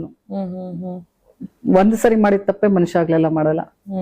ಸಮಯ ಬಂದಾಗ ಅದಕ್ಕೆ ನಾನು ಸರಿಯಾದಂತ ನನ್ನ ನಿರ್ಧಾರ. ಓಕೆ, ಈಗ 2015 ಆಯ್ತು, 19 ಆಯ್ತು, 24 ಆಯ್ತು. ಈಗ ಮುಂದಿನ ಚುನಾವಣೆ ವೀಣಾ ಕಾಶ್ಯಪ್ನವರು, ಮುಂದಿನ ಚುನಾವಣೆಯಲ್ಲಿ ಖಂಡಿತವಾಗ್ಲೂ ನಾನು ಜನಪ್ರತಿನಿಧಿಯಾಗಿ, ಜನರ ಒಂದು ಸೇವಕಿಯಾಗಿ, ಜನರ ಒಂದು ಸಮಸ್ಯೆಗಳಿಗೆ ಜನರ ಧ್ವನಿಯಾಗಿ ಖಂಡಿತವಾಗ್ಲೂ ನಾನು ಇದ್ದೇ ಇರ್ತೀನಿ, ಬಂದೇ ಬರ್ತೀನಿ ಅನ್ನುವಂತ ವಿಶ್ವಾಸ ನನಗಿದೆ. ಯಾಕಂತಂದ್ರೆ ನಾನು ಯಾವ್ದೋ ಒಂದು ಏನೋ ಗಳಿಸ್ಬೇಕು, ನಾನೇನೋ ಆಗ್ಬೇಕು, ನಾನೊಂದು ಪ್ರತಿಷ್ಠೆಗೆ ನಾನು ಜನನಾಯಕಿ ಆಗ್ಬೇಕು, ನಾನು ಯಾವ್ದೋ ಒಂದು ದುರುದ್ದೇಶದಿಂದ ಮಾಡ್ತಾ ಇಲ್ಲ.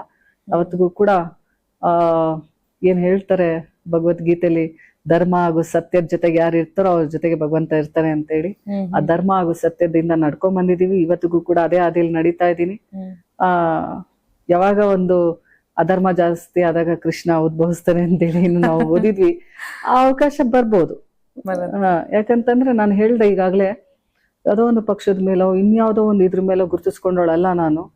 ವೀಣಾ ಕಾಶ್ಯಪ್ನವ್ರಂತ ನನ್ನ ಹೆಸರ ಮೇಲೆ ನಾನು ಗುರುತಿಸ್ಕೊಂಡೋಳು, ನಂದ ಒಂದು ಶಕ್ತಿಯಲ್ಲಿ ನಾನು ಬೆಳೆದವಳು. ಇವತ್ತು ನನಗೆ ಕಾಂಗ್ರೆಸ್ ಪಕ್ಷ ಅವಕಾಶ ಕೊಟ್ಟಿತ್ತು, ಜಿಲ್ಲಾ ಪಂಚಾಯತಿ ಅಧ್ಯಕ್ಷನಾಗಿ ಮಾಡಿತ್ತು. ಅದಾದ್ಮೇಲೆ ನಾನು ರಾಜೀನಾಮೆಯನ್ನು ಕೊಟ್ಟೆ ಪಕ್ಷದ ಒಂದು ಬದ್ಧತೆಗೆ. ಅದಾದ್ಮೇಲೆ ನನ್ನ ಒಂದು ಸ್ವಂತ ಶಕ್ತಿಯಲ್ಲಿ ನಾನು ಗುರುತಿಸ್ಕೊಂಡಳು. ಇಲ್ಲಿವರೆಗೂ ಕೂಡ ನಾನು ಏನಾದ್ರೂ ಇದೀನಿ ಅಸ್ತಿತ್ವದಲ್ಲಿ ಅಂದ್ರೆ ಅದೆಲ್ಲ ನನ್ನ ಜಿಲ್ಲೆಯ ಜನರಿಗೆ ಸಲ್ಲಬೇಕು ಕೀರ್ತಿ. ಯಾಕಂತಂದ್ರೆ ಅವ್ರು ನನ್ನ ಮೇಲೆ ಇಟ್ಟಂತ ವಿಶ್ವಾಸ ಹಾಗೂ ಅಭಿಮಾನ, ಆ ಒಂದು ಬೆಂಬಲ ಇವತ್ತರೆಗೂ ನನ್ನನ್ನ ಇಲ್ಲಿವರೆಗೂ ಕರ್ಕೊಂಡು ಹೋಗ್ತಾ ಇದೆ. ನಾನು ಮೊದಲು ಹೇಳಿದ್ದೆ, ಎಲ್ಲಿವರೆಗೂ ಜನ ನನ್ನನ್ನ ಈ ಒಂದು ಕ್ಷೇತ್ರದಲ್ಲಿ ಇರ್ಬೇಕು, ಅವ್ರ ಧ್ವನಿ ಆಗ್ಬೇಕು ಅಂತೇಳಿ ಇಷ್ಟಪಡ್ತಾರೋ ನಾನು ಅಲ್ಲಿವರೆಗೂ ಇರ್ತೀನಿ ಈ ಕ್ಷೇತ್ರದಲ್ಲಿ. ಅವ್ರು ಯಾವಾಗ ನನ್ನನ್ನ ತಿರಸ್ಕರಿಸ ನಾನು ಡ್ರಾಪ್ ಔಟ್. ಮುಂದಿನ ಚುನಾವಣೆ ಯಾವ ಕ್ಷೇತ್ರದಿಂದ ಮತ್ತು ಹೇಗೆ MLA ಕಂಟೆಸ್ಟ್ ಮಾಡ್ತೀರಾ? ಖಂಡಿತವಾಗ್ಲೂ ಎಲ್ಲಿ ಅವಕಾಶ ಸಿಗುತ್ತೋ. ನಾನು ಹೇಳ್ದೆ ಈಗಾಗ್ಲೇ, ನಮ್ಮ ಬಾಗಲಕೋಟೆ ಜಿಲ್ಲೆ ನನಗೆ ಮೊದಲನೇ ಆದ್ಯತೆ. ಅದು ಬಿಟ್ಟು ಕೂಡ ನನಗೆ ಎಲ್ಲಿ ಅವಕಾಶಗಳು ಸಿಗುತ್ತೋ. ವೀಣಾ ಕಾಶ್ಯಪ್ನವ್ರು ಕೇವಲ ಬಾಗಲಕೋಟೆ ಜಿಲ್ಲೆಗೆ ಅಷ್ಟೇ ಸೀಮಿತ ಆಗಿಲ್ಲ, ಇಡೀ ರಾಜ್ಯಾದ್ಯಂತ ಒಂದು ಹೆಸರು ಮಾಡಿದೀನಿ. ಮುಂದಿನ ದಿನಮಾನದಲ್ಲಿ ಇನ್ನ ಒಂದು ದೊಡ್ಡ ಶಕ್ತಿಯಾಗಿ ಬೆಳಿಬೇಕು ಅನ್ನುವಂತ ಕನಸು ನನ್ನಲ್ಲಿದೆ. ಆ ಒಂದು ಉದ್ದೇಶದಿಂದ ನನಗೆ ಯಾವ ಅವಕಾಶ ಬರುತ್ತೋ ಖಂಡಿತವಾಗ್ಲು ನಾನು ಈಗಾಗಲೇ ಹೇಳ್ದೆ, ನಾನು ಜನಪ್ರತಿನಿಧಿಯಾಗಿ ಇರೋದಂತೂ ಗ್ಯಾರಂಟಿ ಅಂತೇಳಿ. ಸೊ ಡಿಸೈಡ್ ಮಾಡಿಲ್ಲ ಯಾವ ಕ್ಷೇತ್ರ ಏನು ಅಂತ, ಅಥವಾ ಬಿಟ್ಕೊಡ್ತಿಲ್ವಾ ಇಲ್ಲಿ ಸೀಕ್ರೆಟ್ ನ? ಇಲ್ಲ, ಅದ್ ನಾನು ಹೇಳ್ದೆ, ಎಲ್ಲದಕ್ಕೂ ಟೈಮ್ ಬರ್ಬೇಕು, ಕಾಲ ಬರ್ಬೇಕು. ಎಲ್ಲದಕ್ಕೂ ನಾನು ಮುಂದಿನ ದಿನದಲ್ಲಿ ಖಂಡಿತವಾಗ್ಲು ನಾನು ಮಾಧ್ಯಮಗಳಿಗೆ ಸಾಕಷ್ಟು ಜನಕ್ಕೆ ಕುತೂಹಲ ಇದೆ, ಅದಕ್ಕೆಲ್ಲದಕ್ಕೂ ಉತ್ತರ ನೀಡ್ತೀನಿ. ಆದ್ರೆ 100% ನಾನು ಜನಪ್ರತಿನಿಧಿ ಆಗಿರ್ತೀನಿ ಅನ್ನೋದು ಒಂದು ಭರವಸೆ ನಾನು ನೀಡ್ಬೋದು. ಓಕೆ, ಈಗ ವೀಣಾ ಮ್ಯಾಮ್ ಅವರು ರಾಜಕೀಯಕ್ಕೆ ಬಂದಿಲ್ಲ ಅಂತ ನೀವು ಹೇಳಿದೆ, ಗೃಹಿಣಿ ಆಗುತ್ತೆ, ಯಾವ್ದೋ ಲೈಕ್ ಅನಿವಾರ್ಯತೆನೋ ಅಥವಾ ಬರ್ಬೇಕಂತ ಇತ್ತು ಅನ್ಸುತ್ತೆ, ಅದಕ್ಕೆ ರಾಜಕೀಯಕ್ಕೆ ಬಂದ್ರಿ. ಅಕಸ್ಮಾತ್ ನೀವು ಇವತ್ತು ಪೊಲಿಟಿಷಿಯನ್ಸ್ ಆಗಿಲ್ಲ ಅಂತಂದ್ರೆ ಏನ್ ಆಗಿರ್ತಾ ಇದ್ರಿ? ನಾನು ಆಕ್ಚುಲಿ ನಂಗೆ ಫ್ಯಾಷನ್ ಡಿಸೈನಿಂಗ್ ಅಲ್ಲಿ ಬಹಳ ಇಂಟ್ರೆಸ್ಟ್ ಇತ್ತು. ನಾನು ಅದರದ್ದು ಕ್ಲಾಸಸ್ ಕೂಡ ತಗೊಂಡಿದ್ದೆ. ಆ ಒಂದು ಫೀಲ್ಡ್ ಅಲ್ಲಿ ಒಂದು ದೊಡ್ಡದಾದಂತ ಒಂದು ಬುಟಿಕ್ ತರದ ಒಂದು ಇದನ್ನ, ನನಗೆ ವಿಮೆನ್ ಎಂಟರ್ಪ್ರಿನರ್ ಆಗ್ಬೇಕು ಅನ್ನೋದೊಂದು ಕನ್ಸಿತ್ತು. ಯಾವಾಗೂ ಕೂಡ ನಾನು ಓನ್ ಐಡೆಂಟಿಟಿ ಕ್ರಿಯೇಟ್ ಮಾಡ್ಬೇಕು. ನಾನು ರಾಜಕೀಯಕ್ಕೆ ಬರೋದಕ್ಕಿಂತ ಮೊದಲಿಂದನೂ ನನ್ಗೆ ಆ ಒಂದು ಇದಿದೆ. ಆ ಒಂದು ಉದ್ದೇಶದಿಂದ ನಾನು ರಾಜಕೀಯವಾಗಿ ಅನಿವಾರ್ಯವಾಗಿ ಅವಕಾಶ ಸಿಕ್ಕಿ ಬಂದಂತವಳು. ಬಟ್ ನಾನು ಇದ್ದಿದ್ದು ಈ ರೀತಿಯಲ್ಲಿ, ನಾನು ಹುಟ್ಟಿ ಬೆಳೆದಿದ್ದೆಲ್ಲ ದಾವಣಗೆರೆಯಲ್ಲಿ, ಒಂದು ನಗರ ಪ್ರದೇಶದಲ್ಲಿ ಬೆಳೆದಿದ್ರಿಂದ ಆ ಒಂದು ಗ್ರಾಮೀಣ ಪ್ರದೇಶಗಳದ್ದು ಕಂಪ್ಲೀಟ್ ಆಗಿ ಟಚ್ ಇರ್ಲಿಲ್ಲ ನಂಗೆ. ಮದ್ವೆ ಆದ್ಮೇಲೆನೂ ಕೂಡ ನಾನು ಬೆಂಗಳೂರಲ್ಲೇ ಇದ್ದಿದ್ರಿಂದ ನನಗೆ ಗ್ರಾಮೀಣ ಪ್ರದೇಶಗಳ ಬಗ್ಗೆ ಕಿಂಚಿತ್ತು ಒಂದು ಏನು ಮಾಹಿತಿನೂ ಇರ್ಲಿಲ್ಲ. ಅಲ್ಲಿವರೆಗೂ ಯಾವ್ದು ನಿಮ್ಗೆ ಮೈಂಡ್ ಇರ್ಲಿಲ್ಲ? ಇರ್ಲಿಲ್ಲ. ಇಬ್ರು ನಂಗೆ ಅವಳಿ ಜೋಳಿ ಮಕ್ಳಿದ್ರು, ಅವ್ರನ್ನ ಬೆಳೆಸ್ಕೊಂಡು ಅವ್ರನ್ನ ಸ್ಕೂಲಿಗೆ ಕಳ್ಸೋದು. ಹೆಂಗೆ ಗೃಹಿಣಿಗಳು ಇರ್ತಾರೋ ಅದೇ ಸೇಮ್, ಮನೆಗ್ ಬಂದವ್ರಿಗೆ ಆತಿಥ್ಯ ಮಾಡೋದಾಗಿರ್ಬೋದು, ಮನೇಲಿ ಕುಕ್ ಮಾಡೋದಾಗಿರ್ಬೋದು, ಮನೆಯನ್ನ ನಿಭಾಯಿಸೋದಾಗಿರ್ಬೋದು, ಮಕ್ಳು ನೋಡ್ಕೊಳೋದಾಗಿರ್ಬೋದು, ಈ ಒಂದು ಚೌಕಟ್ಟಿನಲ್ಲಿ ಇದ್ದಂತವಳು ನಾನು. ಅಲ್ಲಿ ಪೊಲಿಟಿಕಲ್ ಬ್ಯಾಕ್ ಗ್ರೌಂಡ್ ಲೈಕ್ ಅದಾಯ್ತು, ನೀವು ಅಂದ್ರೆ ಅವರಿಗೆ ಮದ್ವೆ ಆಗಿದ್ರಿಂದ, ಸೊ ಅಲ್ಲಿಂದ ನಿಮ್ದು ಪೊಲಿಟಿಕಲ್? ಹೌದು. ಕಾಲೇಜ್ ಡೇಸ್ ಅಲ್ಲೂ ನನಗೆ ಎಲ್ಲೂ ನಾನು ಜನಪ್ರತಿನಿಧಿ ಆಗ್ಬೇಕು ಇದು ಅಂತೇಳಿ ಎಲ್ಲೂ ಬಂದಿಲ್ಲ. ಬಟ್ ನಾನು ಎಲ್ಲಿ ಅನ್ಯಾಯ ನಡೀತಿತ್ತು ಆ ಸಿಸ್ಟಮ್ ವಿರುದ್ಧ ನಾನು ಮೊದ್ಲಿಂದನು ಕಾಲೇಜ್ ಡೇಸ್ ಇಂದನು ಯಾರಿಗೋ ಅನ್ಯಾಯ ಆಗ್ತಾ ಇದೆ, ಇಲ್ಲೇನೋ ನಡೀತಾ ಇದೆ ಅಂದ್ರೆ ಆ ಸಿಸ್ಟಮ್ ವಿರುದ್ಧವಾಗಿ ನಿಂತ್ಕೊಳೋ ಅಂತೇಳಿ ನಾನು ಅವತ್ತಿಂದ ಆ ಒಂದು ನಾಯಕತ್ವದ ಗುಣ ಅಂದಿನಿಂದನೇ ಇತ್ತು. ಆ ಸ್ಟೇಜ್ ಕರೇಜ್ ಆಗಿರ್ಬೋದು, ಆಗಲ್ಲ ಇದು ಹೆಣ್ಮಕ್ಳದಲ್ಲ ಅಂದಾಗ ಅದನ್ನ ಚಾಲೆಂಜಿಂಗ್ ತಗೊಂಡ್ ಮಾಡೋದಾಗಿರ್ಬೋದು, ಅಂದಿನಿಂದಲೇ ಇತ್ತು. ಮನೇಲೂ ಕೂಡ ತಂದೆ ತಾಯಿ ಅದೇ ರೀತಿ ಬೆಳೆಸಿದ್ರು ನಂಗೆ. ನೀನ್ ಹೆಣ್ಮಗಳು, ನೀನು ಇದನ್ನ ಓದ್ಬಾರ್ದು, ನೀನ್ ಇದನ್ನ ಮಾಡ್ಬಾರ್ದು, ಅದು ಯಾವ್ದು ಇರ್ಲಿಲ್ಲ. ಅವರು ಆ ಒಂದು ಸ್ವಾತಂತ್ರ್ಯ ಅವತ್ತೇ ಕೊಟ್ಟಾಗ ನನಗೆ ಅದೇ ಕಂಟಿನ್ಯೂ ಆಯ್ತೇನೋ ಅಂತೇಳಿ ನನಗೆ ಅಂದು ನನ್ನ ತಂದೆ ತಾಯಿ ನೀನ್ ಹೆಣ್ಮಗಳು, ನೀನ್ ಸಾಕು ಎಜುಕೇಶನ್ ಇಷ್ಟೇ ಮನೇಲಿ ಇದ್ಬಿಡ್ಬೇಕು, ನೀನ್ ಅದನ್ನ ನಾನು ಡಿಪ್ಲೊಮಾ ಇನ್ ಕಂಪ್ಯೂಟರ್ಸ್ ಮಾಡಿದೆ, ಆಮೇಲೆ ಹಿಂದಿ ವಿಶಾರದ ಎಕ್ಸಾಮ್ ವರ್ಗು ಅದ್ರಲ್ಲೂ ಡಿಗ್ರಿ ಮಾಡಿದೀನಿ, ಎಲ್ಲ ಏನೇನ್ ಬರುತ್ತೋ ಎಲ್ಲ ಮಾಡಿಸ್ತಿದ್ರು ಮನೇಲಿ. ಬೇರೆ ಒಂದು ಇದ್ರದ್ದು ಫ್ಯಾಷನ್ ಡಿಸೈನಿಂಗ್ ಕೋರ್ಸ್ ಬಗ್ಗೆ ಅವಾಗೂ ಇಂಟ್ರೆಸ್ಟ್ ಇತ್ತು, ಅದ್ರಲ್ಲೆಲ್ಲ ವರ್ಕ್ ಮಾಡೋದು ಆ ತರದ್ದು ಎಲ್ಲ ಏನೇನ್ ಕ್ಲಾಸಸ್ ಸಿಗುತ್ತೆ ಎಲ್ಲದಕ್ಕೂ ಕಳಿಸ್ತಿದ್ರು. ಅವತ್ತು ಯಾವ್ದು ರಿಸ್ಟ್ರಿಕ್ಷನ್ಸ್ ಹಾಕ್ಲಿಲ್ಲ, ಅದೇ ಕಂಟಿನ್ಯೂ ಆಯ್ತು ನಾ ಗುಣ ಆ ಇದು ಅಂತ ನನ್ಗನ್ಸುತ್ತೆ. ಅವತ್ತು ನನ್ಗೆ ತಂದೆ ತಾಯಿ ನೀನ್ ಹೆಣ್ಮಗಳು ಅಂತೇಳಿ ಅವತ್ತು ಆತರ ಮಾಡಿದ್ರೆ ನನಗೆ ಅದೇ ಮೆಂಟಾಲಿಟಿ ಬೆಳ್ದ್ಬಿಡ್ತೇನೋ. ನಾನು ಹೌದು ನಾನು ಹುಡುಗಿ, ನಾನು ಹಿಂಗೆ ಇರ್ಬೇಕು, ಇಷ್ಟೇ ನನ್ ಲಿಮಿಟ್, ಹಿಂಗೆ ಮಾಡ್ಬೇಕು ಅನ್ನೋಂಥದ್ದು ಬರ್ತಿತ್ತೇನೋ. ಅವತ್ತು ಇರ್ಲಿಲ್ಲ, ಇವತ್ತಿಗೂ ಇಲ್ಲ. ನಾನು ಎಲ್ಲಾ ಹೆಣ್ಮಕ್ಳಿಗೆ ಹೇಳೋದು ಅದನ್ನೇ, ಜೆಂಡರ್ ವೈಸ್ ನೀವು ಮೇಲ್ ಫಿಮೇಲ್ ಅದ್ ಬಿಟ್ರೆ ಒಳಗಿರೋಂತ ಶಕ್ತಿ ಎಲ್ಲರಿಗೂ ಕೆಪಾಸಿಟಿ ಒಂದೇನೆ. ಅದನ್ನ ನಾವು ಬಳಸ್ಕೋಬೇಕು, ಅದನ್ನ ತಿಳ್ಕೊಬೇಕು, ಮುನ್ನುಗ್ಬೇಕು. ಮುನ್ನುಗ್ಗಿಲ್ಲ ಅಂದ್ರೆ ಏನೂ ಆಗಲ್ಲ. ನಮ್ ಕೈಲಿ ಆಗಲ್ಲ ಅಂತ ಕುತ್ಕೊಂಡ್ರೆ ನಾವು ಅಲ್ಲೇ ಕೂರ್ತೀವಿ, ಏನು ಸಾಧನೆ ಮಾಡೋದಕ್ಕಾಗಲ್ಲ. ಹಂಗಾಗಿ ನೀವು ಎಲ್ಲದಕ್ಕೂ ಒಂದ್ ಸೊಲ್ಯೂಷನ್ ಅನ್ನೋದೇ ಇರುತ್ತೆ, ಎಲ್ಲದಕ್ಕೂ ಒಂದು ದಾರಿ ಅನ್ನೋದೇ ಇರುತ್ತೆ, ಅದನ್ನ ಕಂಡ್ಕೋಬೇಕಷ್ಟೇನೆ. ಎಷ್ಟೋ ಜನ ಹೆಣ್ಮಕ್ಳು ಇವತ್ತು ಆತ್ಮಸ್ಥೈರ್ಯ ಕಳ್ಕೊತಾ ಇದಾರೆ, ಆ ಧೈರ್ಯ ಕಳ್ಕೊತಾ ಇದಾರೆ, ಏನೇನೋ ತಪ್ಪು ನಿರ್ಧಾರಗಳನ್ನ ತಗೋತಾರೆ. ಅದೇ ಜೀವನ ಅಲ್ವಲ್ಲ, ದೇವ್ರು ಒಂದ್ 10 ಮಾರ್ಗ ಕೊಟ್ಟಿರ್ತಾನೆ. ಒಂದ್ ಮಾರ್ಗದಲ್ಲಿ ನಾವು ಫೇಲ್ ಆಗಿರ್ಬೋದು, ಒಂದ್ ಡೋರ್ ನಮಗ್ ಮುಚ್ಚಿರ್ಬೋದು, ಇನ್ನೊಂದ್ ಡೋರ್ ತೆಗ್ದಿರುತ್ತೆ. ಅದನ್ನ ನಾವು ಕಂಡಿಡ್ಕೋಬೇಕಷ್ಟೇನೆ. ಆ ಕೊಟ್ಟಂತ ಜೀವನವನ್ನ ದೇವ್ರ ಏನ್ ನಮ್ಗೆ ಇವತ್ತು ಕೊಟ್ಟಿದ್ದಾನೆ, ಆ ಜೀವನವನ್ನ ನಾವು ಸಫಲಗೊಳಿಸ್ಬೇಕು. ಅದು ಯಾವಾಗ ಹೆಣ್ಣಾಗುತ್ತೋ ಅವಾಗ ಹೆಣ್ ಮಾಡ್ಕೋಬೇಕು. ನಾವಾಗೆ ನಾವ್ ಅದನ್ನ ಮುಗಿಸ್ಕೊಂತ ಕೆಲಸ ಮಾಡ್ಬೋದು. ಯಾಕಂದ್ರೆ ಬಹಳಷ್ಟು ಎಲ್ಲಾ ಜೀವಗಳ ಹುಟ್ಟಿದ್ಮೇಲೆ ನಮಗ್ ಮನುಷ್ಯ ಜೀವನ ಸಿಕ್ಕಿರುತ್ತೆ. ಅದನ್ನ ನಾವು ಹೆಸರು ಉಳಿಸೋಗಂತದ್ ಮಾಡ್ಬೇಕು. ನಾವು ಯಾವತ್ತೂ ಕೂಡ ನಾವಿಲ್ಲ ಅಂದ್ರೆ ನಮ್ಮ ಹೆಸರು ಇರ್ಬೇಕು. ಆ ಒಂದು ಇದನ್ನ ನಾನ್ ಕಲ್ತಿದ್ದು ನನ್ನ ಮಾವನವರಿಂದ. ನಾನ್ ರಾಜಕೀಯಕ್ಕೆ ಹೊಸದವಳು ಅಂತ ಅಂದ್ರೂ ಕೂಡ ನಮ್ಮ ಮಾವನವರು ಅವತ್ತು ಸಣ್ಣ ಕೈಗಾರಿಕಾ ಸಚಿವರಾಗಿದ್ರು. ಅವ್ರ ಜನಗಳ ಹತ್ರ ನಡ್ಕೊಳೋಂತ ರೀತಿ, ಅವ್ರು ಇವತ್ತಿಲ್ಲ ಅಂದ್ರೂ ಅವ್ರನ್ನೆಲ್ಲ ಬಹಳಷ್ಟು ಹತ್ರ ನೆನ್ಸ್ತಾರೆ. ಅವ್ನ್ ಧೀಮಂತ ನಾಯಕ, ಆಮೇಲೆ ಬಹಳ ಜನಗಳ ಒಂದು ಜನಸ್ನೇಹಿ ಅಂತ. ಒಂಥರ ಮಾವನೇ ಆಗಿ ಇನ್ಸ್ಪೈರ್ ಆಗಿದ್ದಾನೆ. ಹೌದು ಹೌದು ಹೌದು.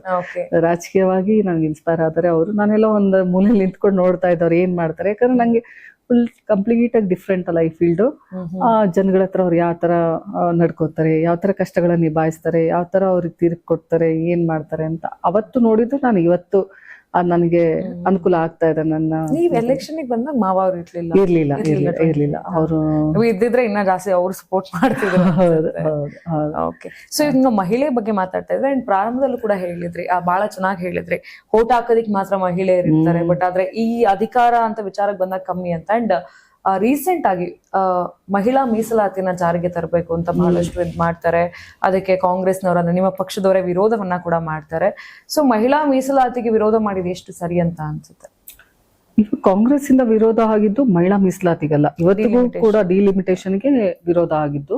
ಯಾಕಂದ್ರೆ ಅದು ಉತ್ತರ ಭಾರತಕ್ಕೆ ಆಮೇಲೆ ದಕ್ಷಿಣ ಭಾರತಕ್ಕೆ ಒಂದು ಅನ್ಯಾಯ ಆಗ್ತಾ ಇದೆ. ಇಲ್ಲಿ ಕಡಿಮೆ ಸೀಟ್ಸ್ ಬರ್ತಾ ಇದೆ, ಅಲ್ಲಿ ಜಾಸ್ತಿ ಸೀಟ್ಸ್ ಬರ್ತಾ ಇದೆ ಅನ್ನುವಂತ ಉದ್ದೇಶದಿಂದ. ಬಟ್ ಮಹಿಳಾ ಮೀಸಲಾತಿ ಬರ್ಬೇಕು ಅಂತೇಳಿ ನಾನು ಕೂಡ ಬಯಸುವಂತವ್ರು. ಇವತ್ತು ಪಕ್ಷಾತೀತವಾಗಿ ಒಬ್ಬ ಮಹಿಳೆಯಾಗಿ ಮಹಿಳೆಯರು ಹೆಚ್ಚೆಚ್ಚು ರಾಜಕಾರಣದಲ್ಲಿ ಬರ್ಬೇಕು ಅಂದ್ರೆ ಈಗ ಪುರುಷರು ಸರಿಸಮ ನಿಂತ್ಕೊಂಡು ಟಿಕೆಟ್ ತಗೊಳುವಂತದ್ದು ಬಹಳ ಕಷ್ಟ. ಅದ್ರಲ್ಲಿ ಮಹಿಳಾ ಮೀಸಲಾತಿ ಬಂತು ಅಂದ್ರೆ ಸಾಕಷ್ಟು ಹೆಣ್ಣು ಮಕ್ಕಳನ್ನ ನಾವು ವಿಧಾನಸಭೆಯಲ್ಲಿ ಹಾಗೂ ಲೋಕಸಭೆಯಲ್ಲಿ ನೋಡೋದಕ್ಕೆ ಸಿಗುತ್ತೆ. ಜೊತೆಗೆ ಒಂದು ಸಮೃದ್ಧವಾದಂತ ಸ್ವಸ್ಥ ಸಮಾಜವನ್ನ ಕಟ್ಟೋದಿಕ್ಕೆ ಏನ್ ಹಿಂದಿನ ಇದಿತ್ತು, ತೊಟ್ಟಲು ತೂಗುವಂತ ಕೈ ಇಡೀ ದೇಶವನ್ನೇ ಹಾಳ್ಬಹುದು ಅಂತ ಹೇಳಿ ಒಂದು ಆಪರ್ಚುನಿಟಿ ಕೊಟ್ಟಾಗೆ ಗೊತ್ತಾಗೋದು ಮಹಿಳೆಯರ ಶಕ್ತಿ ಏನು ಅಂತ ಹೇಳಿ. ಇವತ್ತು ನನಗೊಂದು ಜಿಲ್ಲಾ ಪಂಚಾಯತಿ ಅಧ್ಯಕ್ಷರಾಗಿ ಸೇವೆ ಸಲ್ಲಿಸೋದಕ್ಕೆ ಅವಕಾಶ ಸಿಕ್ತು. ನನ್ನ ಕೆಪಾಸಿಟಿ ಏನು, ನನ್ಗೇನಿದೆ ಕ್ಯಾಲ್ಬಿಲಿಟಿ ಅಂತ ಗೊತ್ತಾಯ್ತು. ಆ ಒಂದು ಉದ್ದೇಶದಿಂದ ಮಹಿಳಾ ಮೀಸಲಾತಿ ಬರ್ಬೇಕು, ಹೆಚ್ಚು ಹೆಚ್ಚು ಮಹಿಳಾ ರಾಜಕಾರಣಿಗಳು ಬರ್ಬೇಕು, ಮಹಿಳೆಯರ ಧ್ವನಿ ಆಗ್ಬೇಕು. ಮೀಸಲಾತಿಗೆ ನಿಮ್ಮ ಇದಿದೆ ಡಿಲಿಮಿಟೇಷನ್, ಬಟ್ ಕ್ಷೇತ್ರ ಪುನರ್ವಿಂಗಡಣೆ ಆದ್ರೆ ನಿಮ್ಗೂ ಕೂಡ ಟಿಕೆಟ್ ಸಿಗ್ತಾ ಇತ್ತು ಅಂಡ್ ಮೋರೋವರ್ ಜಾಸ್ತಿ ಆಪರ್ಚುನಿಟಿ ಸಿಗ್ತಾ ಇತ್ತು ಅಂತ ಅನ್ಸೋದಿಲ್ವಾ? ಈಗ ಕ್ಷೇತ್ರ ಪುನರ್ವಿಂಗಡಣೆ 2011ನೇ ಒಂದು ಸೆನ್ಸಸ್ ಮೇಲೆ ಆಗೋದ್ರಿಂದ ಬಹಳ ಕಷ್ಟ ಇದೆ. ಮತ್ತೆ ಹೊಸದಾಗಿ ಅದನ್ನ ಸೆನ್ಸಸ್ ಮಾಡಿ ಯಾವ ರೀತಿ ಒಂದು ಕಾಯ್ದೆ ಕಾನೂನು ಪ್ರಕಾರ ಮಾಡ್ತಾರೆ ಅದ್ರ ಮೇಲೆ ಆದ್ರೆ ಯಾವುದೇ ಒಂದು ಅದಕ್ಕೆ ವಿರೋಧ ಇಲ್ಲ. ಕ್ಷೇತ್ರ ಪುನರ್ವಿಂಗಡಣೆ ಕೂಡ ಆಗ್ಬೇಕು.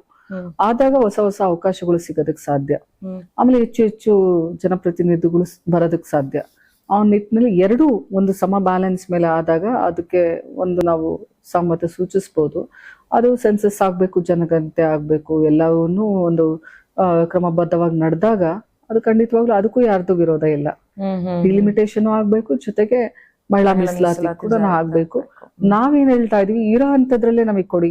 543 ಏನಿದೆ, ಈ ಇರೋಂತ ಕ್ಷೇತ್ರದಲ್ಲೇ ಕೊಡ್ಬೋದಲ್ಲ, ಇಂಪ್ಲಿಮೆಂಟ್ ಮಾಡ್ಬೋದಲ್ಲ ಮಹಿಳಾ ಮೀಸಲಾತಿಯನ್ನ. ಬಟ್ ಆದ್ರೆ ಆಗ ಪುರುಷರದ್ದು ನಂಬರ್ ತುಂಬಾ ಕಮ್ಮಿ ಆಗ್ಬಿಡುತ್ತಲ್ವಾ?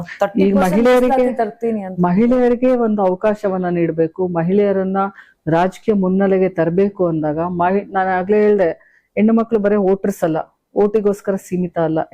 ಹೆಣ್ಮಕ್ಳಿಗೂ ಕೂಡ ಅವಕಾಶ ಸಿಗ್ಬೇಕು. ಹೆಣ್ಣು ಮಕ್ಳು ಕೂಡ ಹೆಣ್ಮಕ್ಳ ಸಂಖ್ಯೆ ಇನ್ನ ನೋಡಿದ್ರೆ ಇಡೀ ರಾಜ್ಯದಲ್ಲಿ ಹೆಚ್ಚೇ ಇದೆ. 5% 10% ಹೆಚ್ಚಿಗೆನೆ ಇದೆ. ಹಂಗ್ ನೋಡಿದ್ರೆ ಮಹಿಳಾ ಒಂದು ಪಕ್ಷನೇ ಆಗ್ಬೋದು. ಆ ಲೆಕ್ಕದಲ್ಲಿ ಇದೆ. ಈ ಕಾನ್ಸೆಪ್ಟ್ ಚೆನ್ನಾಗಿದೆ. ಇವತ್ತು ಹೆಣ್ಮಕ್ಳು ಎಲ್ಲದ್ರಲ್ಲೂ ಮುಂದೆ ಬರ್ಬೇಕು. ಹೆಣ್ಮಕ್ಳನ್ನ ಒಂದು ಭೋಗದ ವಸ್ತುನೋ ವೋಟರ್ಸೋ ಹೆಣ್ಮಕ್ಳು ಬರೀ ಇಂಥದಕ್ಕೆ ಅಷ್ಟೇ ಸೀಮಿತ ಅಂತೇಳಿ ಒಂದು ಅವ್ರಾಗೆ ಅದನ್ನ ಒಂದು ಲಿಮಿಟ್ ಮಾಡಿದಾಗ, ಅವಕಾಶಗಳಿಂದ ವಂಚಿತರನ್ನಾಗಿ ಮಾಡಿದಾಗ ಹೆಂಗೆ ಹೆಣ್ಮಕ್ಳು ಮುಂದ್ ಬರೋದಕ್ಕೆ ಸಾಧ್ಯ? ಸಮಾನತೆ ಅಂತ ಬರೀ ಬಾಯಿ ಮಾತಲ್ಲಿ ಇರ್ಬಾರ್ದು, ಸಮಾನತೆ ಕೊಡ್ಬೇಕು. ಹಿಂದೆ ನಾವು ನೋಡ್ತೀವಿ, ಜಗಜ್ಯೋತಿ ಬಸವೇಶ್ವರರು ಅನುಭವ ಮಂಟಪದಲ್ಲಿ ಸಾಕಷ್ಟು ಹೆಣ್ಮಕ್ಳಿಗೆ ಅವಕಾಶಗಳು ಕೊಟ್ರು ಅಂತೇಳಿ ಅದನ್ನೇ ಇವತ್ತಿಗೂ ಕೂಡ ಇಂಪ್ಲಿಮೆಂಟ್ ಆಗ್ತಾ ಇದೆ. ಇವತ್ತು ಬಸವೇಶ್ವರವ್ರನ್ನ, ಜಗಜ್ಯೋತಿ ಬಸವೇಶ್ವರವ್ರನ್ನ ನಾವೆಲ್ಲ ಅನುಸರಿಸ್ತೀವಿ. ಎಲ್ಲರೂ ಅವ್ರನ್ನ ಸಾಂಸ್ಕೃತಿಕ ನಾಯಕ ಅಂತೀವಿ, ಅದ್ರ ಜೊತೆಗೆ ಕ್ರಾಂತಿಕಾರಕ ಅಂತ ಹೇಳ್ತೀವಿ. ಅವ್ರು ಎಲ್ಲವೂ ಕೂಡ ಆಗಿದ್ರು. ಅದ್ರ ಜೊತೆಗೆ ಮಹಿಳೆಯ ಸಮಾನತೆಯನ್ನ ಅಂದಿಂದಲೇ ಕೊಟ್ಟಿದ್ದಾರೆ. ಅದು ಕೊಟ್ಟಂತದ್ದನ್ನ ಅದನ್ನ ಮರೆಮಾಚುವಂತ ಕೆಲಸ ನಡೀತಾ ಇದೆ. ಅದನ್ನ ಉಳಿಸ್ಕೊಳ್ಳೋ ಕೆಲಸ ಆಗಿಲ್ಲ. ಬರೀ ಬಾಯಿ ಮಾತಿಗೆ ಜಗಜ್ಯೋತಿ ಬಸವೇಶ್ವರರು ಅವ್ರನ್ನ ಅನುಸರಿಸ್ಬೇಕು, ಅವ್ರ ತತ್ವಾದರ್ಶಗಳನ್ನ ಅಳವಡಿಸ್ಕೋಬೇಕು, ಮಹಿಳೆಯರಿಗೆ ಸಮಾನತೆ ನೀಡಬೇಕು ಅನ್ನುವಂಥದ್ದು ಬಾಯಿ ಮಾತಲ್ಲ ಆಗ್ಬಾರ್ದು. ಅದು ಬರ್ಬೇಕು, ಇಂಪ್ಲಿಮೆಂಟ್ ಕೂಡ ಆಗ್ಬೇಕು ಅನ್ನುವಂಥದ್ದು. ಈ ಹೆಣ್ಣು ಮಕ್ಳದೆಲ್ಲ ಸೇರಿ ಒಂದ್ ಪಾರ್ಟಿ ಕಟ್ಬೇಕು ಅಂತೀರಿ, ನಿಮಗೆ ಐಡಿಯಾ ಬಂದಿಲ್ವಾ? ನಾನೇ ಮಾಡೋಣ. ಖಂಡಿತವಾಗ್ಲೂ ದೇವ್ರ ಆ ಶಕ್ತಿ ಕೊಟ್ಟ ಅಂದ್ರೆ ಮುಂದಿನ ದಿನದಲ್ಲಿ ನಾನು ಹೇಳ್ದೆ, ಹೆಣ್ಣು ಮಕ್ಳ ಪರವಾಗಿ ಯುವಕರ ಧ್ವನಿಯಾಗಿ ನಾನು ಇರೋದಕ್ಕೆ ಇಷ್ಟಪಡ್ತೀನಿ. ಯಾಕಂತಂದ್ರೆ ಮೋಸ್ಟ್ ಆಫ್ ದಿ ಸಫರ್ ಆಗ್ತಾ ಇರೋರು ಇಡೀ ನಮ್ಮ ರಾಜ್ಯದಲ್ಲಿ ಅಂತಂದ್ರೆ ಹೆಣ್ಣು ಮಕ್ಕಳು, ಯುವಕರು ನಿರುದ್ಯೋಗದಿಂದ, ಆಮೇಲೆ ಎಲ್ಲಾ ಅವಕಾಶಗಳಿಂದ ವಂಚಿತರಾಗಿ ವಾಯ್ಸ್ ರೈಸ್ ಮಾಡೋದಕ್ಕಾಗ್ಲಿಲ್ಲದಂಗೆ ಯುವಕರು ಸಫರ್ ಆಗ್ತಾ ಇದ್ರೆ, ಹೆಣ್ಣು ಮಕ್ಳು ಕೂಡ ಎಷ್ಟೋ ಅವಕಾಶಗಳಿದ್ರೆ ಅದರಿಂದ ವಂಚಿತರಾಗಿ, ಹೆಣ್ಮಕ್ಳು ಫೈನಾನ್ಷಿಯಲಿ ಸ್ಟೇಬಲ್ ಆಗ್ಲಿಲ್ಲದಂಗೆ ಅವರು ಇನ್ಯಾರ್ದೋ ಕೈ ಅಡಿಯಾಗಿ ಇನ್ಯಾರ್ದೋ ಒಂದು ಇದಕ್ಕೆ ಪರಿಪಟ್ಟು ಬಹಳ ಸಫರ್ ಆಗುವಂತ ಜೀವನವನ್ನ ನಡೆಸ್ಕೊಂಡು, ಅನಿವಾರ್ಯವಾಗಿ ಜೀವನ ನಡೆಸುವಂತ ಒಂದು ಸಂದರ್ಭದಲ್ಲಿ ಇತ್ಕೊಂಡು ಹೆಣ್ಮಕ್ಳು ಕೂಡ ಎಲ್ಲದ್ರಿಂದನೂ ಕೂಡ ವಂಚಿತರಾಗ್ತಾ ಇದಾರೆ. ಅವ್ರಿಗೂ ವಾಯ್ಸ್ ಬರ್ಬೇಕು, ಯೂತ್ಸ್ಗೂ ವಾಯ್ಸ್ ಬರ್ಬೇಕು ಅನ್ನುವಂಥದ್ದು, ಅವ್ರಿಗೆ ಒಂದು ನ್ಯಾಯ ಸಿಗ್ಬೇಕು ಅನ್ನುವಂಥದ್ದು ನಂದೊಂದು. ಈಗ ನ್ಯೂ ಪಾರ್ಟಿ ಬಗ್ಗೆ ಮಾತನಾಡ್ತಾ ಇದ್ದೀವಿ. ಮೊನ್ನೆ ಅಷ್ಟೇ ನೋಡಿದ್ವಿ ತಮಿಳ್ನಾಡು ಎಲೆಕ್ಷನ್ ಅಲ್ಲಿ ಏನೆಲ್ಲ ಬದಲಾವಣೆ ಆಯ್ತು ಅಂತ. ಅಂದ್ರೆ ಯಾರು ಎಕ್ಸ್ಪೆಕ್ಟ್ ಮಾಡಿರ್ಲಿಲ್ಲ ಆ ಮಟ್ಟಕ್ಕಾಗುತ್ತೆ. ಟಿವಿಕೆ ಪಕ್ಷ 100ಕ್ಕಿಂತ ಹೆಚ್ಚು ಸ್ಥಾನಗಳನ್ನು ಪಡ್ಕೊಳ್ಳುತ್ತೆ. ಇವತ್ತು ದಳಪತಿ ವಿಜಯ್ ಅವರು ಸಿಎಂ ಆಗಿದ್ದಾರೆ.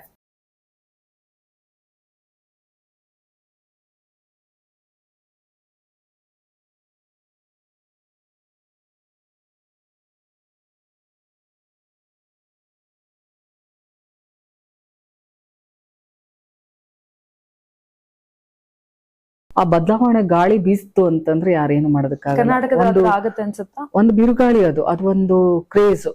ಆ ವ್ಯಕ್ತಿ ಬಗ್ಗೆ ಇದ್ದಂತ ಒಂದು ನಂಬಿಕೆ, ವಿಶ್ವಾಸ, ಅವ್ರು ನೀಡ್ತಿರುವಂತ ಒಂದು ಮ್ಯಾನಿಫೆಸ್ಟೋದಲ್ಲಿ ಅವರು ಜನರ ಬಗ್ಗೆ ಒಂದು ಇಟ್ಟಂತ ಒಂದು ಭರವಸೆಗಳಾಗಿರ್ಬೋದು, ಅವ್ರ ಜನರಿಗೆ ಏನು ನಾವು ನೀಡ್ಬೇಕು ಅನ್ನುವಂಥದ್ದು. ನಾನು ಹೇಳ್ದೆ, ದುಡ್ಡು ಮಾಡ್ಬೇಕು, ಇನ್ನೇನೋ ಆಗ್ಬೇಕು, ಇನ್ನೇನೋ ನಾವು ಗಳಿಸ್ಬೇಕು ಅನ್ನೋದಿದ್ರೆ ರಾಜಕಾರಣಕ್ಕೆ ಬರ್ಬೇಡ್ರಿ ಅಂತ. ಅಲ್ಲಿ ವರ್ಕ್ ಆಗಿದ್ದು ಅದನ್ನೇ. ಇವತ್ತು ದಳಪತಿ ವಿಜಯ್ ಅವರು ನಾನು ದುಡ್ಡು ಮಾಡ್ಬೇಕು, ನಾನು ಇನ್ನೇನೋ ಗಳಿಸ್ಬೇಕು, ಇನ್ನೇನೋ ಆಗ್ಬೇಕು ಅಂತ ಬಂದಂತವ್ರಲ್ಲ.